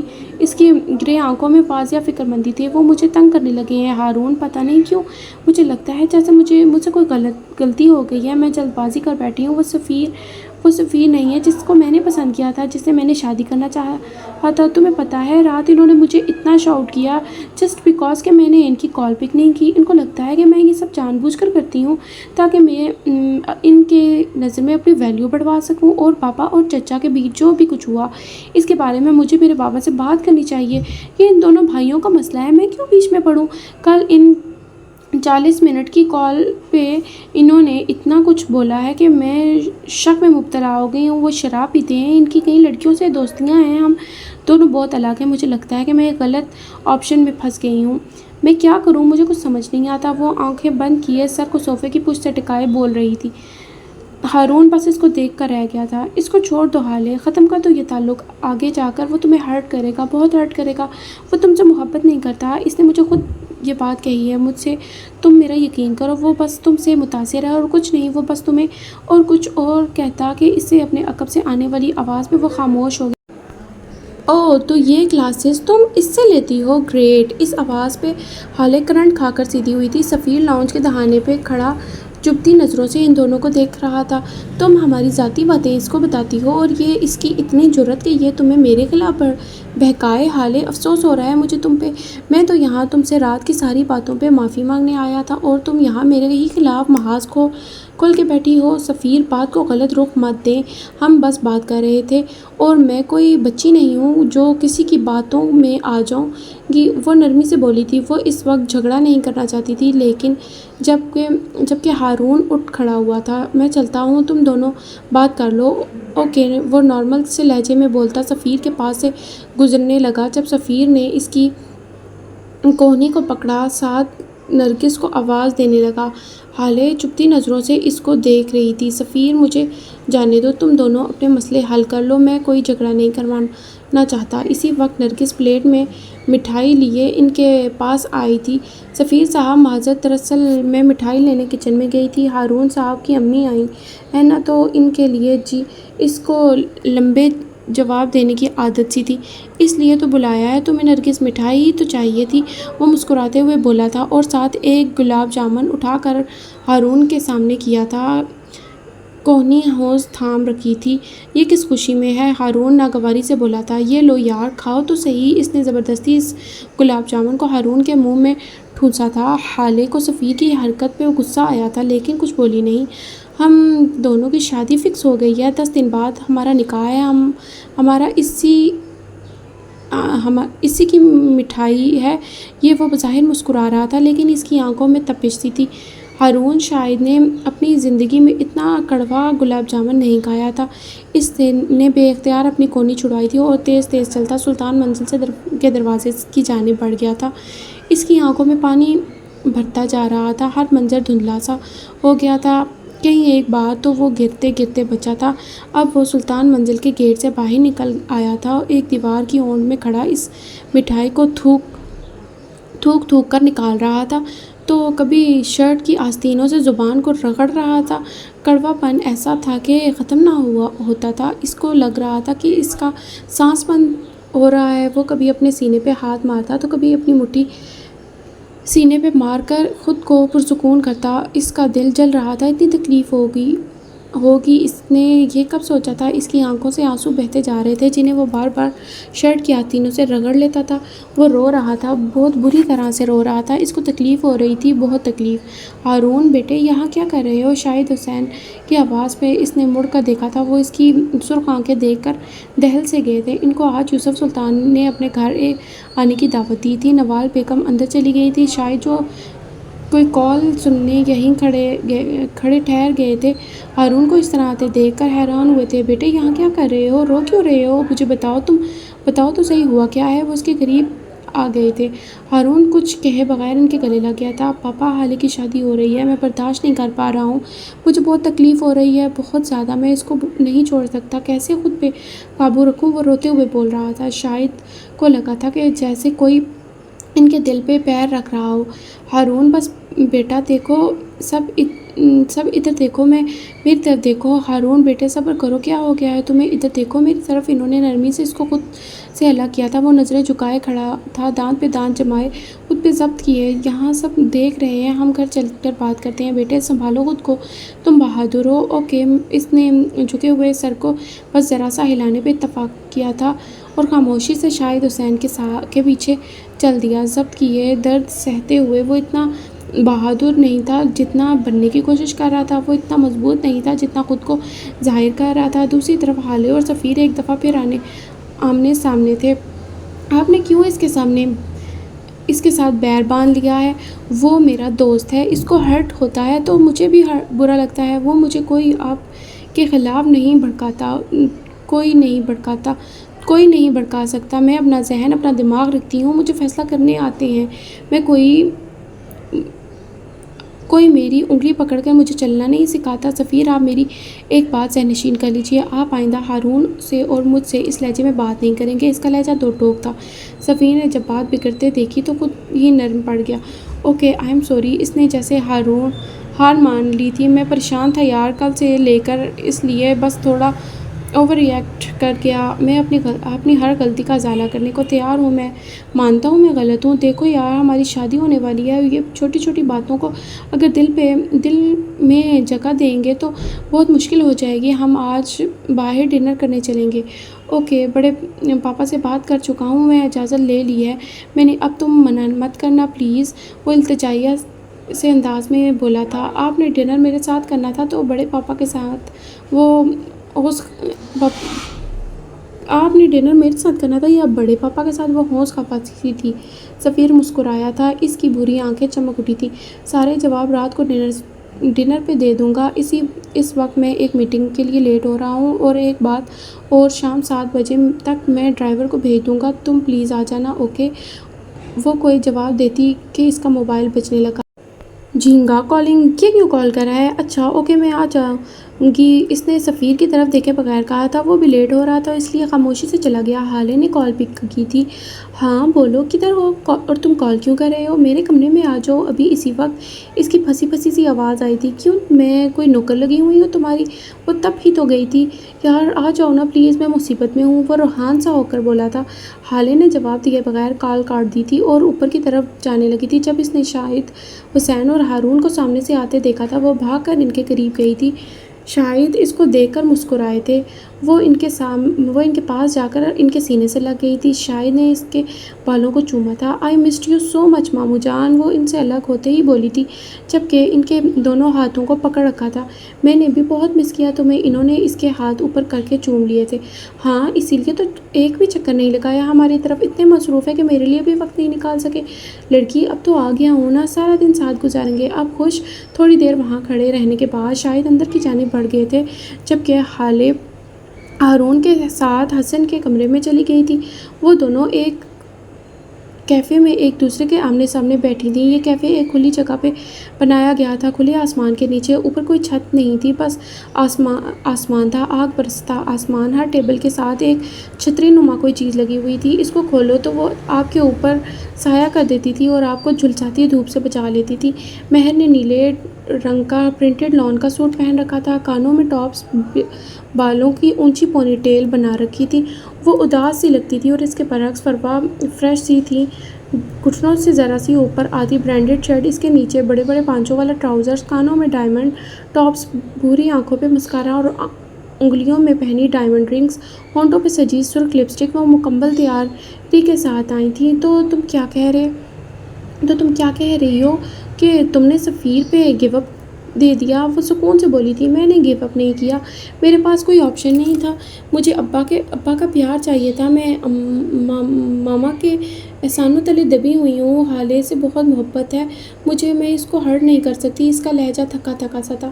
تم قربانی دو گی، لیکن پھر بھی تمہیں یوسف سلطان کی محبت نہیں ملے گی۔ جب تک حالے اس گھر میں ہے تب تک تو بالکل بھی نہیں، وہ اس کے ہوتے ہوئے تمہیں پوچھیں گے بھی نہیں، اور ابھی ان کا وعدہ نیا ہے، اس لیے وہ تم سے بات کرتے ہیں، تمہاری لائی ہوئی چیزیں خاموشی سے لے لیتے ہیں۔ لیکن میری بات یاد رکھو مہر، جس دن حالے اور سفیر کی شادی ہو گئی وہ یہ تک بھول جائیں گے کہ کوئی محرمہ تھی بھی یا نہیں۔ اگر تمہیں یوسف سلطان چاہیے تو خالے کو بیچ سے نکالنا ہوگا۔ وہ تمہاری سو کولڈ ماں، اس کو دیکھا ہے کتنی خوش ہے، وہ کس طرح ہنس ہنس کر اپنی بیٹی سے باتیں کر رہی ہے، کیسے خوشی خوشی شادی کی شاپنگ کر رہی ہے۔ اس کو تمہارا احساس بھی نہیں ہے مہر، کوئی تمہارے لیے نہیں سوچے گا سوائے میرے، کوئی تمہارا ساتھ نہیں دے گا سوائے میرے۔ خالے کی شادی کے فوراً بعد تمہاری شادی کر دی جائے گی، پھر کیسے حاصل کرو گی یوسف سلطان کی محبت، رہ لوگی سفیر کے بغیر۔ ان کے انداز میں چیلنج تھا۔ خالے کی وجہ سے ہمیشہ مجھے پیچھے کیا گیا ہے، وہ کسی غیر مرئی نکتے پہ نظر جمائے بول رہی تھی۔ پہلے امی نے، پھر ابا نے اور اب سفیر نے۔ خالے نے مجھ سے میری ساری محبوب لوگ چھین لیے اور اس نے میرا ہر رشتہ سپوائل کیا۔ میں ہمیشہ سے اس کے جیسی بننا چاہتی تھی، اس کی جگہ آنا چاہتی تھی، لیکن نہیں آ سکتی۔ ابا نے مجھے خالے کی وجہ سے خود سے دور کر دیا ہے۔ امی خالے کی وجہ سے مر گئیں۔ اگر اس دن خالے ضد نہ کرتی تو امی نہ مرتی، اور اگر امی نہ مرتی تو ابا مجھ سے پیار کرتے۔ سفیر نے مجھے خالے کی وجہ سے چھوڑا، لیکن میں، وہ استزائیہ سی ہنسی تھی، میں اس کو کچھ نہیں کہہ سکتی، اس لیے نہیں کیونکہ وہ میری بہن ہے، بلکہ اس لیے کیونکہ اس کی ماں نے مجھے پالا ہے، مجھ سے محبت کی ہے۔ میرے بس میں کچھ بھی نہیں ہے، میں کچھ نہیں کر سکتی، میں احسان فراموش نہیں بن سکتی۔ وہ فروا کی جانب نہیں دیکھ رہی تھی، اس نے گردن موڑ رکھی تھی۔ تم سے محبت بس میں کرتی ہوں اور کوئی نہیں۔ تم خالے کی ماں کے لیے صرف ایک گلٹ ہو۔ کیا تم نے کبھی ان کو نماز پڑھتے دیکھا ہے؟ وہ جب دعا مانگتی ہیں تو ہچکیوں سے روتی ہیں، ان کی تہجد تک کبھی قضا نہیں ہوتی۔ اس لیے نہیں کہ وہ ایک اچھی مسلمان ہیں، اس لیے کیونکہ وہ ڈرتی ہیں کہ وہ خدا کے قہر سے ڈرتی ہیں۔ ان کو لگتا ہے کہ اگر ایک بھی نماز چھوٹی تو اللہ ان سے ناراض ہو جائے گا، ان کے عیب زمانے کے سامنے کھل جائیں گے، اللہ ان کو بے پردہ کر دے گا۔ مہر، وہ تم سے محبت نہیں کرتی، وہ خالے سے محبت کرتی ہیں۔ تم نے کبھی نوٹ کیا ہے وہ کیسے اس کو ڈانٹتی ہیں، حق جتاتی ہیں، صحیح غلط کی پہچان کرواتی ہیں، لیکن تم چاہے قتل بھی کراؤ وہ تمہیں کچھ نہیں کہیں گی۔ تم جو پہنو، جو کھاؤ، جو پیو، وہ تمہیں اف تک نہیں کریں گی۔ اگر کچھ کہیں گی تو ان کا گلٹ آڑے آ جائے گا، ان کا دل پھر زخمی ہوگا، ان کو پھر تکلیف ہوگی، وہ خود کو اذیت سے بچانے کے لیے تم سے محبت کا ڈرامہ کرتی ہیں۔ تم میری بات سمجھتی کیوں نہیں؟ وہ جیسے عاجز آ گئی تھی۔ مہر اب بھی ان کو نہیں دیکھ رہی تھی، اس کی بھوری آنکھیں اب بھی سپاٹ تھیں۔ اب آپ یہ کہیں گی کہ ان کی بیٹی کی وجہ سے میری ماں مر گئی، یہی گلٹ ہے انہیں، ہے نا؟ امی تو اسی دن ہی مر گئی تھی جب ابو نے ان کو طلاق دی تھی، اس لیے آپ کی یہ سب باتیں بیکار ہیں۔ اس کا لہجہ بیزار سا تھا۔ فروا ٹیبل پہ آگے کو ہوئی تھی، انہوں نے اپنی آواز سرگوشی جیسی دھیمی کر لی تھی۔ اور اگر میں یہ کہوں کہ تمہارے والدین کی طلاق حسینہ بھابی کی وجہ سے ہوئی تھی تو، اور اگر میں یہ کہوں کہ ان کو اس بات کا گلٹ ہے تو، وہ اس کے کانوں میں سوٹ پھونک کر پیچھے ہٹی تھی۔ مہر نے اتنی تیزی سے مڑ کر دیکھا تھا کہ گردن کے چٹکنے کی آواز بھی آئی تھی۔ اس نے فروا کی آنکھوں میں کوئی جھوٹ، کوئی دھوکہ تلاشنا چاہا، لیکن ان کی آنکھوں میں بس سچ تھا، ثبوت کے ساتھ۔ مہر کنگ سی ان کو دیکھے گئی تھی، اس کو لگا تھا کہ جیسے آسمان سے پتھروں بھرا تھال اس کے سر پر لڑکھڑا دیا گیا تھا، اس کے دل کو کسی نے مٹھی میں لے لیا تھا۔ تکلیف حد سے سوا تھی۔ اس نے 2 دنوں سے نہ صحیح سے کچھ کھایا تھا، نہ کسی سے بات کی تھی، بس وہ اپنے کمرے میں بیٹھا رہتا یا گھنٹوں کسی غیر مرئی نکتے پہ نظر جمائے رہتا۔ نفیسہ نے بھی اس کو کچھ نہیں کہا تھا، ان کو اندازہ تھا کہ وہ اس وقت ٹراماٹائز تھا۔ ابھی بھی وہ اپنے کمرے کی دیوار گرے کھڑکی کے ساتھ سر ٹکائے بیٹھا تھا۔ اسی وقت نفیسہ اس کے کمرے میں داخل ہوئیں۔ عمر کو محسوس ہوا تھا، لیکن آنکھیں موندے رکھے وہ خاموشی سے اس کے پاس چپس کے فرش پہ بیٹھ گئی تھیں۔ کافی دیر تک دونوں کے درمیان خاموشی رہی اور پھر عمر کی بھاری آواز کمرے میں گونجی تھی۔ میں نے اس دن آپ کی اور ایس ایچ او کی ساری باتیں سنی تھیں، یقیناً آپ ایک اچھی وکیل رہی ہوں گی۔ نفیسہ مسکرائی تھی پورے دل سے۔ تم نے کبھی مجھے کورٹ میں بولتے نہیں سنا عمر، جب میں بولتی تھی، جب میں دلائل دیتی تھی اور جب وہ بولتے بولتے رک گئی تھی، ان کو کچھ عجیب لگا تھا، یہ صورتحال نارمل نہیں تھی۔ آپ کا پورا نام کیا ہے اماں؟ اس نے آنکھیں حوض موندے رکھی تھیں۔ نفیسہ حیات۔ کیا ہوا ہے عمر، ایسے سوال کیوں کر رہے ہو؟ آپ کے شوہر کا نام کیا ہے؟ وہ ان کی بات نہیں سن رہا تھا۔ سید یونس شاہ، ان کا لہجہ اب سپاٹ تھا۔ پھر میرا نام سید عمر یونس کیوں نہیں ہے؟ اس نے آنکھیں کھولی تھیں۔ اس کی آنکھوں میں ایسا درد تھا کہ نفیسہ کے دل کو کچھ ہوا تھا۔ نفیسہ خاموش نہیں تھی، ان کے پاس بولنے کو کچھ نہیں تھا۔ آپ نے مجھے اپنے باپ کا نام کیوں نہیں دیا؟ مجھے میرے باپ کا نام کیوں نہیں دیا؟ یا پھر یہ کہیں کہ میں ان کا بیٹا ہی نہیں ہوں؟ اماں، میں آپ کا بیٹا تو ہوں نا؟ اس نے آخری سوال نہ جانے کسی خدشے کے پیش نظر کہا تھا۔ تم میرے بیٹے ہو عمر، تم میری جان ہو، میری اولاد ہو تم۔ انہوں نے عمر سے زیادہ خود کو یقین دلایا تھا۔ پس منظر میں کوئی اور آواز گونج رہی تھی، وہ گندا خون ہے نفیسہ، وہ تمہیں چھوڑ دے گا، وہ اسیب ہے، وہ سب کچھ کھا جائے گا۔ مجھے ہمیشہ لگتا تھا کہ یہ لوگ آپ سے جلتے ہیں، یہ لوگ آپ کو جھیل نہیں پاتے، اس لیے الزام لگاتے ہیں میں آپ ہی کا بیٹا ہوں، آپ کا خون ہوں۔ لیکن نہیں، میں تو گندا خون ہوں، پتہ نہیں میں جائز بھی ہوں یا نہیں۔ اس کی آنکھوں میں نمکین پانی بھرنے لگا تھا۔ اماں، مجھے بتائیں، میرا باپ کون، میرے ماں باپ کون تھے؟ میں کون ہوں؟ آپ مجھے کہاں سے لائی ہیں؟ خدا کے لیے مجھے سب بتا دیں، ورنہ میں پاگل ہو جاؤں گا۔ آپ میری ماں ہیں یا نہیں؟ میرا باپ کون ہے؟ کچھ تو بتائیے مجھے۔ وہ برہمی سے بول رہا تھا۔ میں تمہاری ماں ہوں عمر، میں نے تمہیں پیدا نہیں کیا، لیکن میں تمہارے لیے راتوں کو جاگی ہوں۔ میں نے تمہیں 9 مہینے اپنی کوکھ میں نہیں رکھا، لیکن میں نے تمہاری تکلیفوں سے مجھے تکلیف ہوتی تھی۔ تم میرا خون نہیں ہو، لیکن میں تمہارے لیے کسی سے بھی لڑ سکتی ہوں۔ میں نے ہمیشہ تمہیں بیسٹ دیا ہے عمر، تم میرے بیٹے ہو۔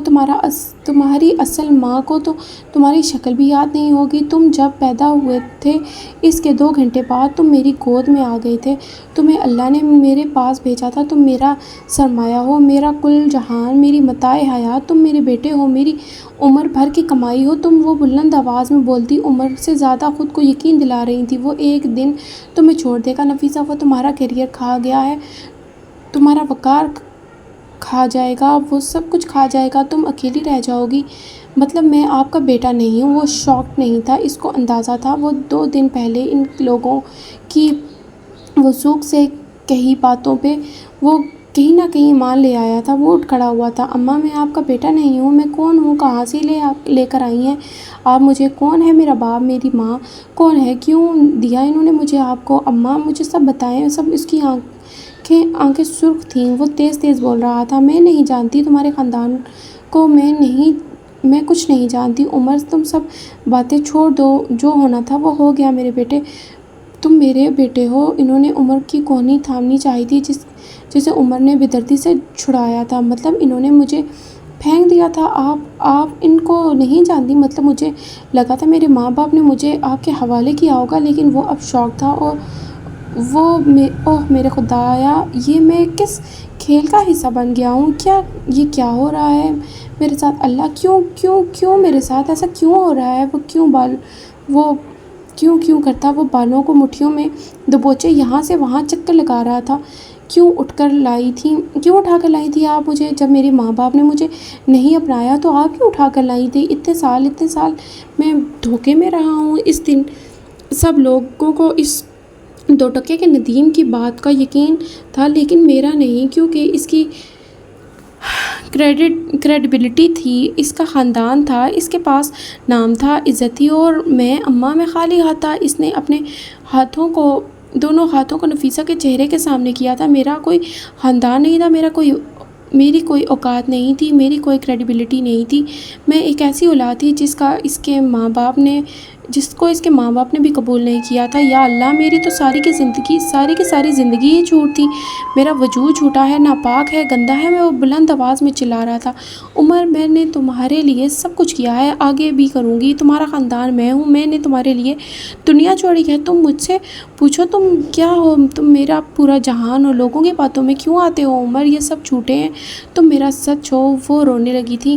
میں نہیں جانتی تھی تمہاری فیملی کون ہے، تم کون ہو۔ میں نے تمہیں کوڑے کے ڈھیر سے اٹھایا تھا، لیکن میں 1 ہفتہ بعد ہی تمہارے باپ کا پتہ لگا چکی تھی۔ میں ساری زندگی تمہیں اپنے پاس رکھ کر گلٹی نہیں رہ سکتی تھی۔ میں تمہیں تمہارے باپ کے پاس لے گئی تھی، لیکن انہوں نے تمہیں قبول نہیں کیا۔ ان کی زندگی مکمل تھی عمر، اس میں تمہاری کوئی جگہ نہیں تھی۔ تم میرے لیے آئے تھے عمر، میری زندگی ادھوری تھی، تمہیں اس کو مکمل کرنا تھا۔ عمر کی بیماری کے بعد وہ آج روئی تھی۔ آپ نے میرے لیے کچھ نہیں کیا، وہ دانت پیس کر گھرایا تھا۔ آپ ایک ضدی عورت تھیں، آپ نے مجھے اپنی انا کی تسکین کے لیے پالا۔ آپ کو ہمیشہ وہی کام کرنا ہوتا ہے جس سے آپ کو روکا جائے۔ آپ نے میرے معاملے میں بھی وہی کیا، آپ نے ساری دنیا اپنے لیے چھوڑی۔ اماں، میرے لیے اگر کچھ کرنا تھا تو آپ امریکہ سے واپس ہی نہ آتی۔ میرے لیے اگر کچھ کرنا تھا تو یہ محلہ چھوڑ دیتی۔ میرے لیے اگر کچھ کرنا تھا تو آپ وکالت نہ چھوڑتی۔ آپ نے یہ سب کچھ اس لیے کیا تاکہ آپ کی واہ واہ ہو، آپ نے یہ سب اس لیے کیا تاکہ آپ کی انا کی تسکین ملے، تاکہ مجھے اگر کچھ پتہ چلے تو میں خود کو آپ کے احسانوں کے بوجھ تلے دبا ہوا محسوس کروں۔ مجھے اتنے سال دھوکے میں رکھا، اتنے سال میں نے سارے محلے والوں کی غلیظ نظریں، ذو معنی جملے برداشت کیا، سب کچھ اس کے لیے برداشت کیا، لیکن کیونکہ مجھے لگتا تھا کہ یہ لوگ سب کچھ اس لیے کہتے ہیں کیونکہ یہ آپ کا مقابلہ نہیں کر سکتے، ایک مضبوط عورت کو جھیل نہیں سکتے۔ آپ مضبوط نہیں تھی، آپ ضدی تھی۔ وہ ان کی آنکھوں میں دیکھتا چبا چبا کر کہہ رہا تھا۔ نفیسہ بس اس کو دیکھے گئی، یک ٹک سادے دم سادے۔ جب وہ بولیں تو بس اتنا، تم زری سے ملے ہو۔ ان کو اپنی آواز کسی کھائی سے آتی محسوس ہوئی تھی۔ عمر نے کوئی جواب نہیں دیا تھا۔ ایک پرانا اور ناراض دوست جس کے پاس آپ کے راز ہوں، وہ دشمن سے بھی زیادہ خطرناک ہوتا ہے۔ آج نفیسہ نے مان لیا تھا۔ خدا تمہیں غارت کرے زری، وہ کربناک لہجے میں بولی تھی۔ نفیسہ حیات نے اپنی زندگی میں پہلی بار کسی کو بد دعا دی تھی۔ عمر سنی انسنی کرتا الماری کی جانب بڑھ گیا تھا۔ نفیسہ نے شوقی نظروں سے اس کو دیکھا تھا۔ وہ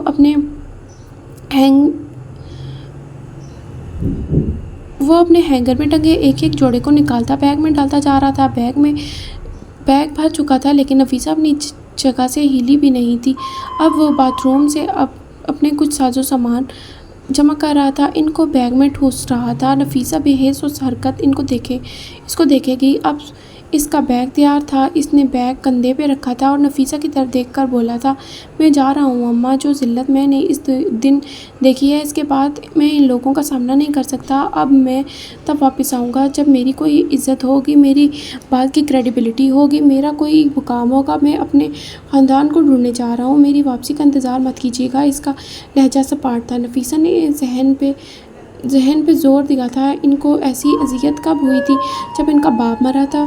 نہیں۔ جب ان کا شوہر مر گیا تھا؟ نہیں۔ جب ان کی پہلی اولاد دنیا میں آنے سے پہلے ہی مر گئی تھی؟ جب عمر بیمار ہوا تھا؟ نہیں۔ جب ان کا لائسنس کینسل ہوا تھا؟ یہ اذیت سب اذیتوں سے بڑھ کر تھی، یہ دکھ تمام دکھوں پہ بھاری تھا، یہ غم دھمک ثابت ہونے والا تھا۔ عمر مت جاؤ، رندھوئے ہوئے لہجے میں وہ بولی تھی، آنسو ابل ابل کر ان کی آنکھوں سے نکل رہے تھے۔ تم میرا سہارا ہو، میری اولاد ہو، تم میرے بیٹے ہو، میرا مان ہو، میرا واحد رشتہ۔ تم مجھے بے سہارا مت کرو، مجھے ہجر کا غم نہ دو، تم میرا آسرا ہو، میرا کل سرمایہ ہو، مجھے خالی ہاتھ نہ کرو۔ عمر رک جاؤ، گیلے چہرے کے ساتھ بول رہی تھی۔ آنسوؤں کی وجہ سے عمر کا چہرہ دھندلا سا گیا تھا۔ مجھے مت روکیں اماں، میں رک جاؤں گا، اور اگر میں رک گیا تو عذاب بن جاؤں گا۔ مجھے اولاد رہنے دیں، مجھے عذاب نہ بننے دیں۔ وہ بول کر رکا نہیں تھا، وہ کمرے کا دروازہ پار کر گیا تھا۔ نفیسہ نے آنکھیں صاف کی تھیں، منظر صاف ہو گیا تھا، اور اس منظر میں عمر حیات نہیں تھا۔ نفیسہ کو لگا تھا جیسے عمر ان کے دل پہ پیر رکھ کر گیا تھا۔ وہ فرش پہ بیٹھتی چلی گئی تھی اور چند ہی لمحوں بعد دھاڑے مار مار کر روتی جاتی اور ایک ہی صدر دہراتی جاتی، اللہ تمہیں غارت کرے زری، اللہ تمہیں غارت کرے۔ ہارون اور ہالے جب حسن کے کمرے میں داخل ہوئے تو وہ منہ دیوار کی جانب موڑے بیٹھا تھا، ایسے کہ ان دونوں کی طرف پیٹھ تھی۔ ہالے مشکوک سی آگے آئی تھی، اوئے جھینگے، کیوں بلایا ہے مجھے، اور یہ منہ کیوں اس طرف کر کے بیٹھے ہو؟ کمر پہ ہاتھ رکھے آنکھوں کی پتلیاں سکڑے پوچھ رہی تھی۔ پہلے وعدہ کرو مجھے جج نہیں کرو گی، آخر کو میں بھی ایک انسان ہوں، میرا بھی خوبصورتی پہ حق ہے۔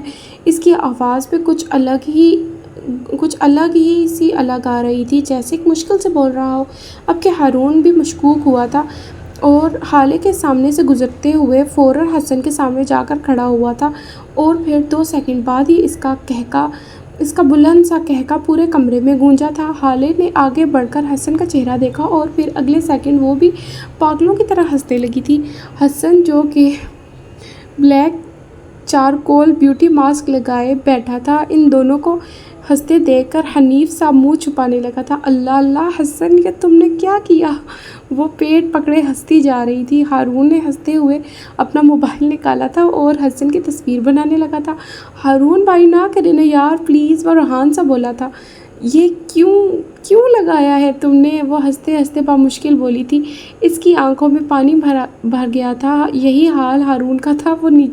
وہ نیچے بیٹھ کر گردن پیچھے پھینکے ہنستا ہی جا رہا تھا۔ میں نے یوٹیوب پہ دیکھا تھا یہ، اور عائشہ مدت کی شادی پہ ملنے والی لڑکی، اس کو بھی کہیں باہر میں نے لگائے ہوئے دیکھا تھا، تو آج تمہارے کمرے میں جب گیا تو یہ مل گیا۔ میں لے آیا اور لگا لیا، لیکن جب اتارنے لگا تو میری سکن اتنا کھچنے لگی، اتنا درد کرنے لگی کہ اسی لیے تمہیں بلایا، اور تم ہو کے ہنسے جا رہی ہو۔ وہ جیسے رو دینے کو تھا۔ حالے کی ہنسی ذرا دیر کو تھمی تھی۔ وہ اپنی آنکھیں صاف کرتی اس کے قریب بیڈ پہ بیٹھی تھی، جبکہ ہارون ابھی بھی نیچے بیٹھا تھا، اور اس کی ہنسی ذرا سی دیر کو تھم جاتی اور پھر اگلے ہی لمحے وہ پھر سے ہنسنے لگتا۔ لاؤ ادھر کرو چہرہ، میں اتار دیتی ہوں، وہ مسکراتے ہوئے بولی تھی، لیکن حسن نے جو ہی چہرہ اس کی جانب موڑا وہ ایک بار پھر زور زور سے ہنسنے لگی تھی۔ اٹھو چلی جاؤ، نہیں اتروانا میں نے، جاؤ یہاں سے، وہ برمی سے بولا تھا۔ اسی وقت ہارون اٹھ کر اس کے قریب آ کر بیٹھ گیا تھا۔ لاؤ میں اتار دیتا ہوں، وہ مسکراہٹ دباتے ہوئے بولا تھا، اور پھر اگلے 5 منٹ تک ہارون اس کے چہرے سے ماسک اتارتا رہا تھا۔ ہارون جیسے ہی ماسک اتارنے لگتا، حسن چیخنے لگتا۔ شاید اس کو درد ہو رہا تھا، لیکن حالے کی ایک ہی دھمکی پہ وہ ایسے خاموش ہو کر بیٹھ گیا تھا جیسے کوئی مجسمہ ہو۔ اگر تم چیخے یا بولے تو تمہارے چہرے پہ جھریاں آ جائیں گی۔ بس پھر حسن جم کے بیٹھ گیا اور پورا ماسک اترنے تک ہلا تک نہیں۔ ماسک اترنے کے بعد وہ واش روم میں منہ دھونے چلا گیا، اور ہارون اور حالے اس کے بیڈ پہ بیٹھے تھے۔ حالے کتنی بار فیس واش لگانا ہے، اس نے اندر سے صدا لگائی تھی، کم سے کم 10 بار، ورنہ جھریاں آ جائیں گی۔ وہ مسکراہٹ دباتے ہوئے سنجیدگی سے بولی تھی، لیکن عائشہ تو اتنی بار منہ نہیں دھوتی، وہ اندر سے بولا تھا۔ ہاں تو جاؤ پھر اسی ماں سے پوچھ لو، اسی ماں سے پوچھ کر رہو کتنی بار منہ دھونا ہے، دماغ نہ خراب کرو میرا۔ وہ خاموش ہو گیا تھا، اس کی اب کوئی آواز نہیں آئی تھی۔ تمہیں پتہ ہے اس دن مال میں میری ملاقات کس سے ہوئی؟ عمر، وہ لڑکا عمر، اس رات جس کا ایکسیڈنٹ ہوا تھا نا۔ اس نے آواز سرگوشی جتنی دھیمی کر لی تھی۔ ہارون چونکا تھا۔ تم نے اس سے کیوں بات کی؟ کسی نے دیکھا تو نہیں؟ میں نے کہا تھا نا تم یہ تک بھول جاؤ گی کہ وہ رات کبھی ہماری زندگی میں آئی بھی تھی۔ تمہیں سمجھ نہیں آتی کہ ایک بات؟ اسی بات سے یاد آیا، تمہیں یہ پتہ ہے کہ یہ بات بچوں کو بھی پتہ ہے؟ انہوں نے اس دن مجھ سے پوچھا تھا اور میں نے بتا دیا تھا۔ ہاں مجھے پتہ ہے، وہ جیسے بے دہانی میں بول گیا تھا۔ لیکن تمہیں کیسے پتہ؟ میں نے تو تمہیں یہ نہیں بتایا۔ حیرانی سے حالے حیران ہوئی تھی۔ نہیں، میرا مطلب ہے ظاہر ہے اس کو پتہ لگنا ہی تھا۔ مدت نے اس کو بتایا تھا کہ تم اس کی مائیوں والی رات گھر پہ نہیں تھی۔ اس نے بات سنبھال لی تھی۔ اچھا خیر دفع کرو، میں حسن کی ویڈیو انسٹا پہ لگا رہی ہوں، وہ چہکتی ہوئی بولی تھی۔ حالے نے اس کے ماسک اتارنے والی ویڈیو انسٹا پہ پوسٹ کر دی تھی۔ وہ اپنے موبائل پہ لگی تھی جب اس کی نظر ایک ویڈیو پہ پڑی تھی۔ یہ ان کی یونیورسٹی فیلو کی کسی شادی کی ڈانس کلب کی ویڈیو تھی۔ حالے کو یہ ایک دم شرارت سوچی تھی۔ یہ دیکھو ہارون، میں بھی اپنی شادی پہ ایسا ڈانس کروں گی، میں ٹانگیں توڑ دوں گا تمہاری۔ وہ ویڈیو دیکھے بغیر ہی بولا تھا۔ پہلے دیکھ تو لو۔ وہ خفا سی ہوئی تھی۔ نہیں دیکھنی، اور خبردار جو تم نے ایسی کوئی حرکت کی، حالے میں واپس آ کر چھوڑوں گا نہیں تمہیں، وہ اس کو وارن کرتے ہوئے بولا تھا، جبکہ حالے ایک دم سیدھی ہو کر بیٹھی تھی۔ واپس آ کر مطلب تم کہاں جا رہے ہو؟ اللہ کی زمین بہت وسیع ہے، کہیں نہ کہیں چلا ہی جاؤں گا، 2 دن بعد جا رہا ہوں، ٹینشن نہ لو۔ وہ بظاہر ہلکے پھلکے لہجے میں بول رہا تھا، لیکن اندر سے جیسے کوئی اس کا دل جکڑ رہا تھا۔ تم میری شادی پہ میرے اتنے بڑے دن میں مجھے اکیلا چھوڑ کر چلے جاؤ گے؟ تم ایسا کیسے کر سکتے ہو؟ وہ بے یقینی سے بول رہی تھی۔ ہارون نے کندھے اچکائے تھے۔ وہ اس اس کی طرف دیکھ نہیں رہا تھا، اس کا سر جھکا ہوا تھا۔ وہ اپنے موبائل کی تاریک اسکرین پہ انگلیاں پھیرتے ہوئے بول رہا تھا، اکیلی کب ہوگی تم؟ سب لوگ ہیں تو صحیح تمہارے ساتھ۔ اگر حالے کے ساتھ ہارون شاہد نہ ہو تو وہ اکیلی ہی ہوتی ہے۔ یہ تمہارے الفاظ ہیں ہارون، وہ دکھ سے کہہ رہی تھی۔ تم کیا چاہتے ہو وہ تمہاری شادی پہ چنا میرے چنا گانا گائے؟ حالے سلطان وہ فلم ہے۔ حسن باتھ روم کے دروازے پہ کھڑا تنزیہ سا کہہ کر پھر سے اندر غائب ہو گیا تھا۔ ابھی 4 دفعہ اور منہ دھونا تھا۔ میں یہاں نہیں رہ سکتا حالے، تم سفیر سے شادی کر رہی ہو، میں نے تمہارے فیصلے کا احترام کیا ہے۔ اگر میں یہاں سے جا رہا ہوں تو یہی شرط تم پہ بھی لاگو ہوتی ہے۔ حالے میری سچویشن سمجھو۔ وہ اس کی آنکھوں میں دیکھتا نرمی سے بولا تھا۔ حالے خاموش ہو گئی تھی، اس کا دل دکھا تھا، بہت بری طرح دکھا تھا۔ یہ ملاقات ایک ہوٹل سویٹ میں ہونا طے پائی تھی۔ فروا نے وہی لباس پہن رکھا تھا جو صبح مہر کے ساتھ اس کیفے میں بیٹھے ہوئے پہن رکھا تھا، البتہ میک اپ کو تازہ ٹچ ضرور دیا تھا۔ لپسٹک صبح سے زیادہ تر و تازہ تھی۔ فہیم مرزا اور فروا ایک دوسرے کے آمنے سامنے صوفوں پہ بیٹھے تھے، بیچ میں شیشے کی میز حائل تھی۔ فہیم کے صوفے سے ذرا دور اس کے گارڈز کھڑے تھے، جبکہ ایک 28-29 سالہ لڑکا ان کے ساتھ بیٹھا تھا۔ ان کی آنکھیں فہیم سے ملتی تھیں۔ وہ ان کا بھانجا تھا نوح مرزا۔ اس نے پھولوں والی شرٹ کے ساتھ نیلی جینز پہن رکھی تھی، گلے میں کئی طرح کی چینیں، ہاتھ میں بریسلیٹس۔ اس کی رنگت سانولی سی تھی، آنکھیں سنہری شاطر سی، بال ہلکے گھنگریالے تھے۔ وہ چپتی ہوئی نظروں سے سامنے بیٹھی فروا کو دیکھے جا رہا تھا۔ وہ غیر آرام دہ سا لگتا تھا۔ تو آپ یہ کہہ رہی ہیں کہ آپ مجھے ہیون دلوا سکتی ہیں؟ میں یہ نہیں پوچھوں گا کہ کیوں، میں یہ ضرور پوچھوں گا کہ کیسے۔ وہ بچپن یا 60 کے قریب کی عمر کا، بال کلون سے سفید تھے، سیاہ کرتا سوٹ کے اوپر سفید کوٹ پہنے ہوئے وہ کافی ہینڈسم سا لگتا تھا۔ میں آپ کو کیوں ویسے بھی نہیں بتاؤں گی، لیکن میں آپ سے وعدہ کرتی ہوں کہ میں اس کام میں آپ کی مدد کر سکتی ہوں۔ تو آپ یہ سنیے کہ کیسے۔ وہ مسکراتے ہوئے بول رہی تھی، بات دراصل یہ ہے کہ میرا سلطان کی بیٹی کی شادی ہے 10 دن بعد۔ آپ نے بس کرنا یہ ہے کہ اس کی بیٹی کو ایک رات گھر تک نہیں پہنچنے دینا، اور باقی کا سارا کام میرا ہے۔ میں کچھ سمجھ نہیں سکا، اس کی بیٹی کا ہیون سے کیا تعلق ہے؟ وہ اگر گھر نہ بھی پہنچی تو اس کی زیادہ سے زیادہ شادی کینسل ہو جائے گی، اس سے میرا کیا فائدہ؟ میرا سلطان اپنی زمین مجھے کیوں دے گا؟ اور اگر آپ یہ کہہ رہی ہیں کہ اس رات میں معراج کو بھی مار دوں تو نہیں، میں اس کو ماروں گا نہیں، وہ اچھا آدمی ہے۔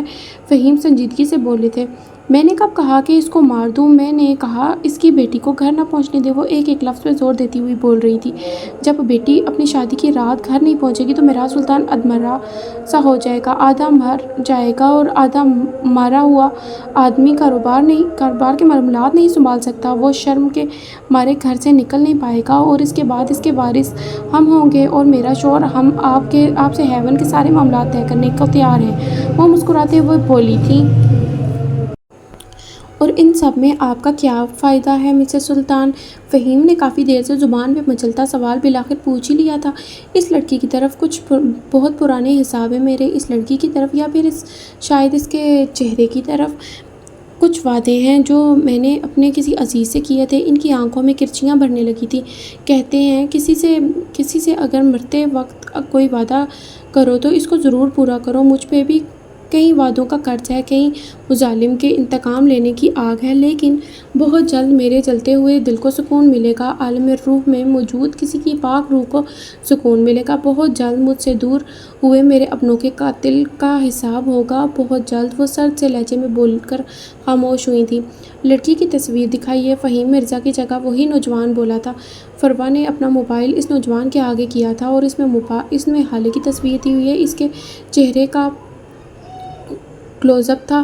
اس تصویر میں وہ مسکرا رہی تھی، سیاہ آنکھوں میں جیسے خوشیوں کا جہان آباد ہو۔ اس نوجوان نے چند لمحے اس تصویر کو دیکھا تھا، اور اچانک اس کے ذہن میں کچھ کلک ہوا تھا۔ کہتے ہیں انسان کا دماغ سب سے تیز رفتار ٹائم مشین ہوتا ہے۔ ایک ہی لمحے میں آپ کو صدیوں آگے کی سیر کروا دیتا ہے اور ایک ہی لمحے میں آپ کو کئی سال پیچھے لے جا کر آپ کے ساتھ ہونے والے اچھے یا برے واقعات آپ کے ذہن کے پردے پہ کچھ دن قبل دیکھی گئی فلم کی طرح دہرا دیتا ہے۔ ایسے ہی ایک لمحے میں نور مرزا کے دماغ اس کو 1.5 سال پیچھے لے گیا تھا۔ یہاں یہ تصویر والی لڑکی اس کے روبرو کھڑی تھی۔ اس کی آنکھوں میں غصہ تھا، چہرے پہ برہمی۔ وہ اکیلی نہیں تھی، اس کے ساتھ ایک گرے آنکھوں والا لڑکا بھی تھا۔ نور مرزا بھی اکیلا نہیں تھا، اس کے ساتھ بھی ایک سیاہ آنکھوں والا لڑکا تھا، یاقوت مرزا، فہیم مرزا کا اکلوتا بیٹا۔ وہ ہر وقت کسی نہ کسی مسئلے میں پھنس جاتا تھا اور کسی نہ کسی سے لڑ کر آ جاتا تھا، اور اگر کسی ہفتے یہ دونوں کام نہ کرتا تو اس کا کسی نہ کسی لڑکی سے بریک اپ ہو جاتا۔ وہ لاابالی سا تھا، اس کے لیے زندگی کا مقصد بس لڑائی جھگڑا، لڑکیاں اور باپ کا پیسہ بیچا اڑانا تھا۔ نور ہمہ وقت اس کا سایہ بنا رہتا تھا۔ جب وہ لڑکا آتا تو نور اس کو بچاتا، جب اس کا بریک اپ ہوتا تو وہ نور اس کو چیئر اپ کرتا، اور اگر ممکن ہوتا تو پیچ اپ بھی کروا دیتا۔ لیکن ایسا بس ایک دو بار ہی ہوا تھا کہ ایلیٹ کلاس کی ماڈرن لڑکیاں یاقوت کی بچکانہ غسیلی اور لاابالی طبیعت کو زیادہ جھیل نہیں پاتی تھیں۔ مختصر یہ کہ نور مرزا اس کا کزن کم باڈی گارڈ زیادہ تھا۔ اس وقت بھی اس نے اپنی عادت سے مجبور مال میں کھڑی اس سیاہ آنکھوں والی لڑکی سے جھگڑا مول لیا تھا۔ یہ شرٹ پہلے میں نے لی تھی، تم نے اس کو میرے ہاتھ سے لیا ہے، اس لیے بہتر یہی ہوگا کہ اس کو واپس کر دو، وہ انگلی سے شرٹ کی طرف اشارہ کرتی بولی تھی۔ یاقوت گہرا مسکرایا تھا۔ میں تو تمہیں یہ شرٹ واپس نہیں کر رہا، اب بتاؤ کیا کر لو گی تم بتاؤ۔ چلو لے ہی لو، مزہ ہی تو تم نے، ظاہر ہے تم نے یہ شرٹ لے لی ہے تو اس پہ تمہارا زیادہ حق ہے نا۔ وہ اچانک پینترا بدلتا شرافت سے بولا تھا۔ نور نے اس کو غور سے دیکھا تھا۔ اسے پتہ تھا کہ یاقوت اب پھر کچھ نہ کچھ ضرور کرے گا۔ وہ اس کو روک نہیں سکتا تھا، اسے اجازت نہیں تھی۔ وہ بس مسئلہ ہونے کے بعد اس کو فکس کر سکتا تھا، حفاظتی اقدامات کی اجازت نہیں تھی۔ گرے آنکھوں والے لڑکے نے بھی مشتبہ نظروں سے اس کو دیکھا تھا۔ یاقوت نے شرٹ حالے کی چہرے کے سامنے کی تھی۔ حالے نے شرٹ کو لینے کے لیے ہاتھ آگے بڑھایا تھا جب یاقوت نے مسکراتے ہوئے اپنا ہاتھ حالے کے ہاتھ سے ٹچ کیا تھا، اور حالے نے کرنٹ کھا کر ہاتھ پیچھے کیا تھا، جبکہ ہارون نے ہتھیلی کا مکہ بنا کر سیدھا یاقوت کی ناک پہ دے مارا تھا۔ اس کی ناک سے خون بہنے لگا تھا، اور اسی وقت حالے نے جھک کر اپنی ہیل والی سینڈل اتاری تھی اور یاقوت کے سر پہ دے ماری تھی، اور یہ سب اتنا اچانک ہوا تھا کہ نور کو کچھ سمجھ ہی نہیں آیا۔ ہارون اس کو دوبارہ مارنے کے لیے آگے بڑھا ہی تھا کہ جب اس کے گارڈ نے اس کو پیچھے سے پکڑ لیا تھا اور اس کو گھسیٹتے ہوئے دور لے کر جا رہا تھا۔ یاقوت ماربل کے فرش پہ پڑا گالیاں بکتا جا رہا تھا۔ How dare you to touch me, تمہیں چھوڑوں گا نہیں، لڑکیاں میری قربت کو ترستی ہیں، اور تم نے مجھ پہ ہاتھ اٹھایا۔ وہ منہ سے کف نکالتے چلا رہا تھا۔ ہارون نے خود کو اپنے گارڈ سے چھڑوا لیا تھا اور ایک بار پھر اس کے اوپر جھپٹا تھا۔ نور کا دماغ تھوڑی دیر اور اس فلم کو چلنے دینا چاہتا تھا، لیکن فہیم مرزا کی آواز اس کو حال میں لے آئی تھی۔ کیا تم جانتے ہو اس لڑکی کو؟ وہ نور سے پوچھ رہے تھے۔ جی، یہ وہی لڑکی ہے جس کے بوائے فرینڈ نے یاقوت کو مارا تھا، آپ کو یاد ہے نا؟ وہ ان کے کان کے پاس جھک کر بولا تھا۔ اس واقعے کے فہیم کیسے بول سکتے تھے؟ اس واقعے کے بعد تو یاقوت نے گھر میں ایک قیامت برپا رکھی تھی، یہاں تک کہ اس نے نور پہ ہاتھ بھی اٹھایا تھا کہ اس نے وہاں اس لڑکی یا اس کے بوائے فرینڈ کو کچھ کہا کیوں نہیں؟ خیر یہ ماضی تھا، ہمارے حال میں ہمارے پاس اس سے زیادہ بڑے مسئلے ہیں۔ مسز سلطان، ہمیں آپ کی یہ ڈیل منظور ہے؟ اس لڑکی سے ہمارے اپنے بھی کچھ حساب باقی ہیں۔ یہ لڑکی اپنی شادی کی رات گھر نہیں پہنچے گی، یہ میرا وعدہ ہے، لیکن اگر آپ نے وعدہ خلافی کی تو آپ مجھے جانتی نہیں ہوں گی۔ اتنی سلطان اپنے وعدے سے نہیں پھرتے، تسلی رکھیں۔ فروا اٹھ کر کھڑی ہو گئی تھی۔ فہیم اور نو بھی اٹھے تھے۔ تو میں ڈیل ڈن سمجھوں؟ وہ بھوری آنکھوں کو ان کے چہرے پہ مرکوز کیے پوچھ رہی تھی۔ فہیم مرزا نے ہاتھ آگے بڑھایا تھا۔ فروا نے ان کا بڑھا ہوا ہاتھ تھام لیا تھا۔ ڈن۔ وہ کھل کر مسکرائے تھے۔ فروا نے اپنا بیگ کونی پہ ٹکایا اور اس ہوٹل سوئٹ سے باہر نکلتی چلی گئی تھی۔ جس دروازے سے وہ باہر نکلی تھی، وہ اسی دروازے سے یاقوت مرزا اندر داخل ہوا تھا۔ فروا کو دیکھ کر ایک آنکھ دبائی تھی اور ہونٹوں کو سیٹی کے انداز میں گول کیا تھا۔ اولڈ بیوٹی، وہ ان کو دیکھتے زیر لب بولا تھا۔ فروا اس کو دیکھ کر مسکراتی ہوئی آگے بڑھ گئی تھی۔ وہ بازو وا کیے اندر آیا تھا۔ فہیم مرزا کی آنکھیں اس کو دیکھ کر چمک اٹھی تھیں۔ ڈیڈو، ڈیڈو، وہ ان کو پکارتا آگے آیا تھا۔ اس نے سیاہ سلک شرٹ کے ساتھ سیاہی جینز پہن رکھی تھی، بالوں کو جل سے جمائے پیچھے کر رکھا تھا۔ آئی مسڈ یو ڈیڈ، میرا بیٹا، میں وہ محبت سے بولے تھے۔ یاقوت نے ان کے پاس جا کر ان کو گلے سے لگایا تھا اور ان کو زمین سے ذرا سا اوپر اٹھایا تھا۔ نیچے اتارو مجھے گدھے، وہ خفگی سے بولے تھے۔ ان سے مل کر وہ نو کی جانب آیا تھا۔ وہ کچھ خاموش سا تھا۔ یاقوت نے اس سے پنجہ ملایا تھا اور پھر اس کو بھی گلے لگایا تھا۔ کیسے ہو بھائی؟ وہ حشاش بشاش سا تھا۔ بالکل ٹھیک ہوں، تم سناؤ؟ چھٹیاں انجوائے کیں؟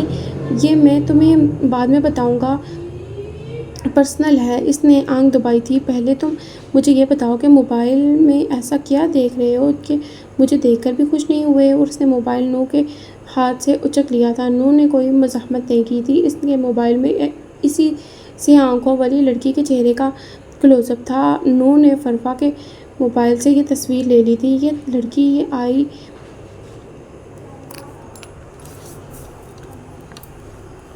ریممبر، یہ وہی لڑکی ہے نا، مال والی؟ تم نے کہا تھا نا یہ پاکستان میں نہیں رہتی۔ اس کی تصویر کیا کر رہی ہے تمہارے پاس؟ وہ پتھرا گیا تھا۔ کام ڈاؤن یاقوت، اب یہ لڑکی بہت جلد ہمارے ہاتھ آنے والی ہے، تم اس سے اپنے بدلے لے سکتے ہو۔ فہیم نے اس کو ناگواری سے ٹوکا تھا۔ انکل یہ غلط ہے، وہ لڑکی ہے، ہمیں یہ ڈیل نہیں کرنی چاہیے تھی۔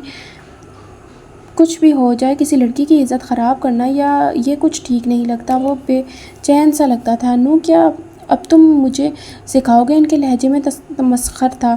نو نے اپنے لب پیچ لیے تھے جبکہ یاقوت کھل کر مسکرایا تھا۔ ڈیڈو، مجھے بتائیں، آپ نے یہ ڈیل کی ہے؟ It's golden time for me. وہ سوچ کر ہی محظوظ ہو رہا تھا۔ اب وہ دونوں باپ بیٹا صوفے پہ بیٹھ کر کچھ دیر قبل فروا کے ہونے والی ملاقات کو ڈسکس کر رہے تھے۔ نو خاموشی سے موبائل کی اسکرین پہ سیاہ آنکھوں والی لڑکی کی تصویر کو دیکھے جا رہا تھا۔ یہ ریسٹورنٹ ساحل سمندر کے سامنے بنایا گیا تھا۔ باہر جتنی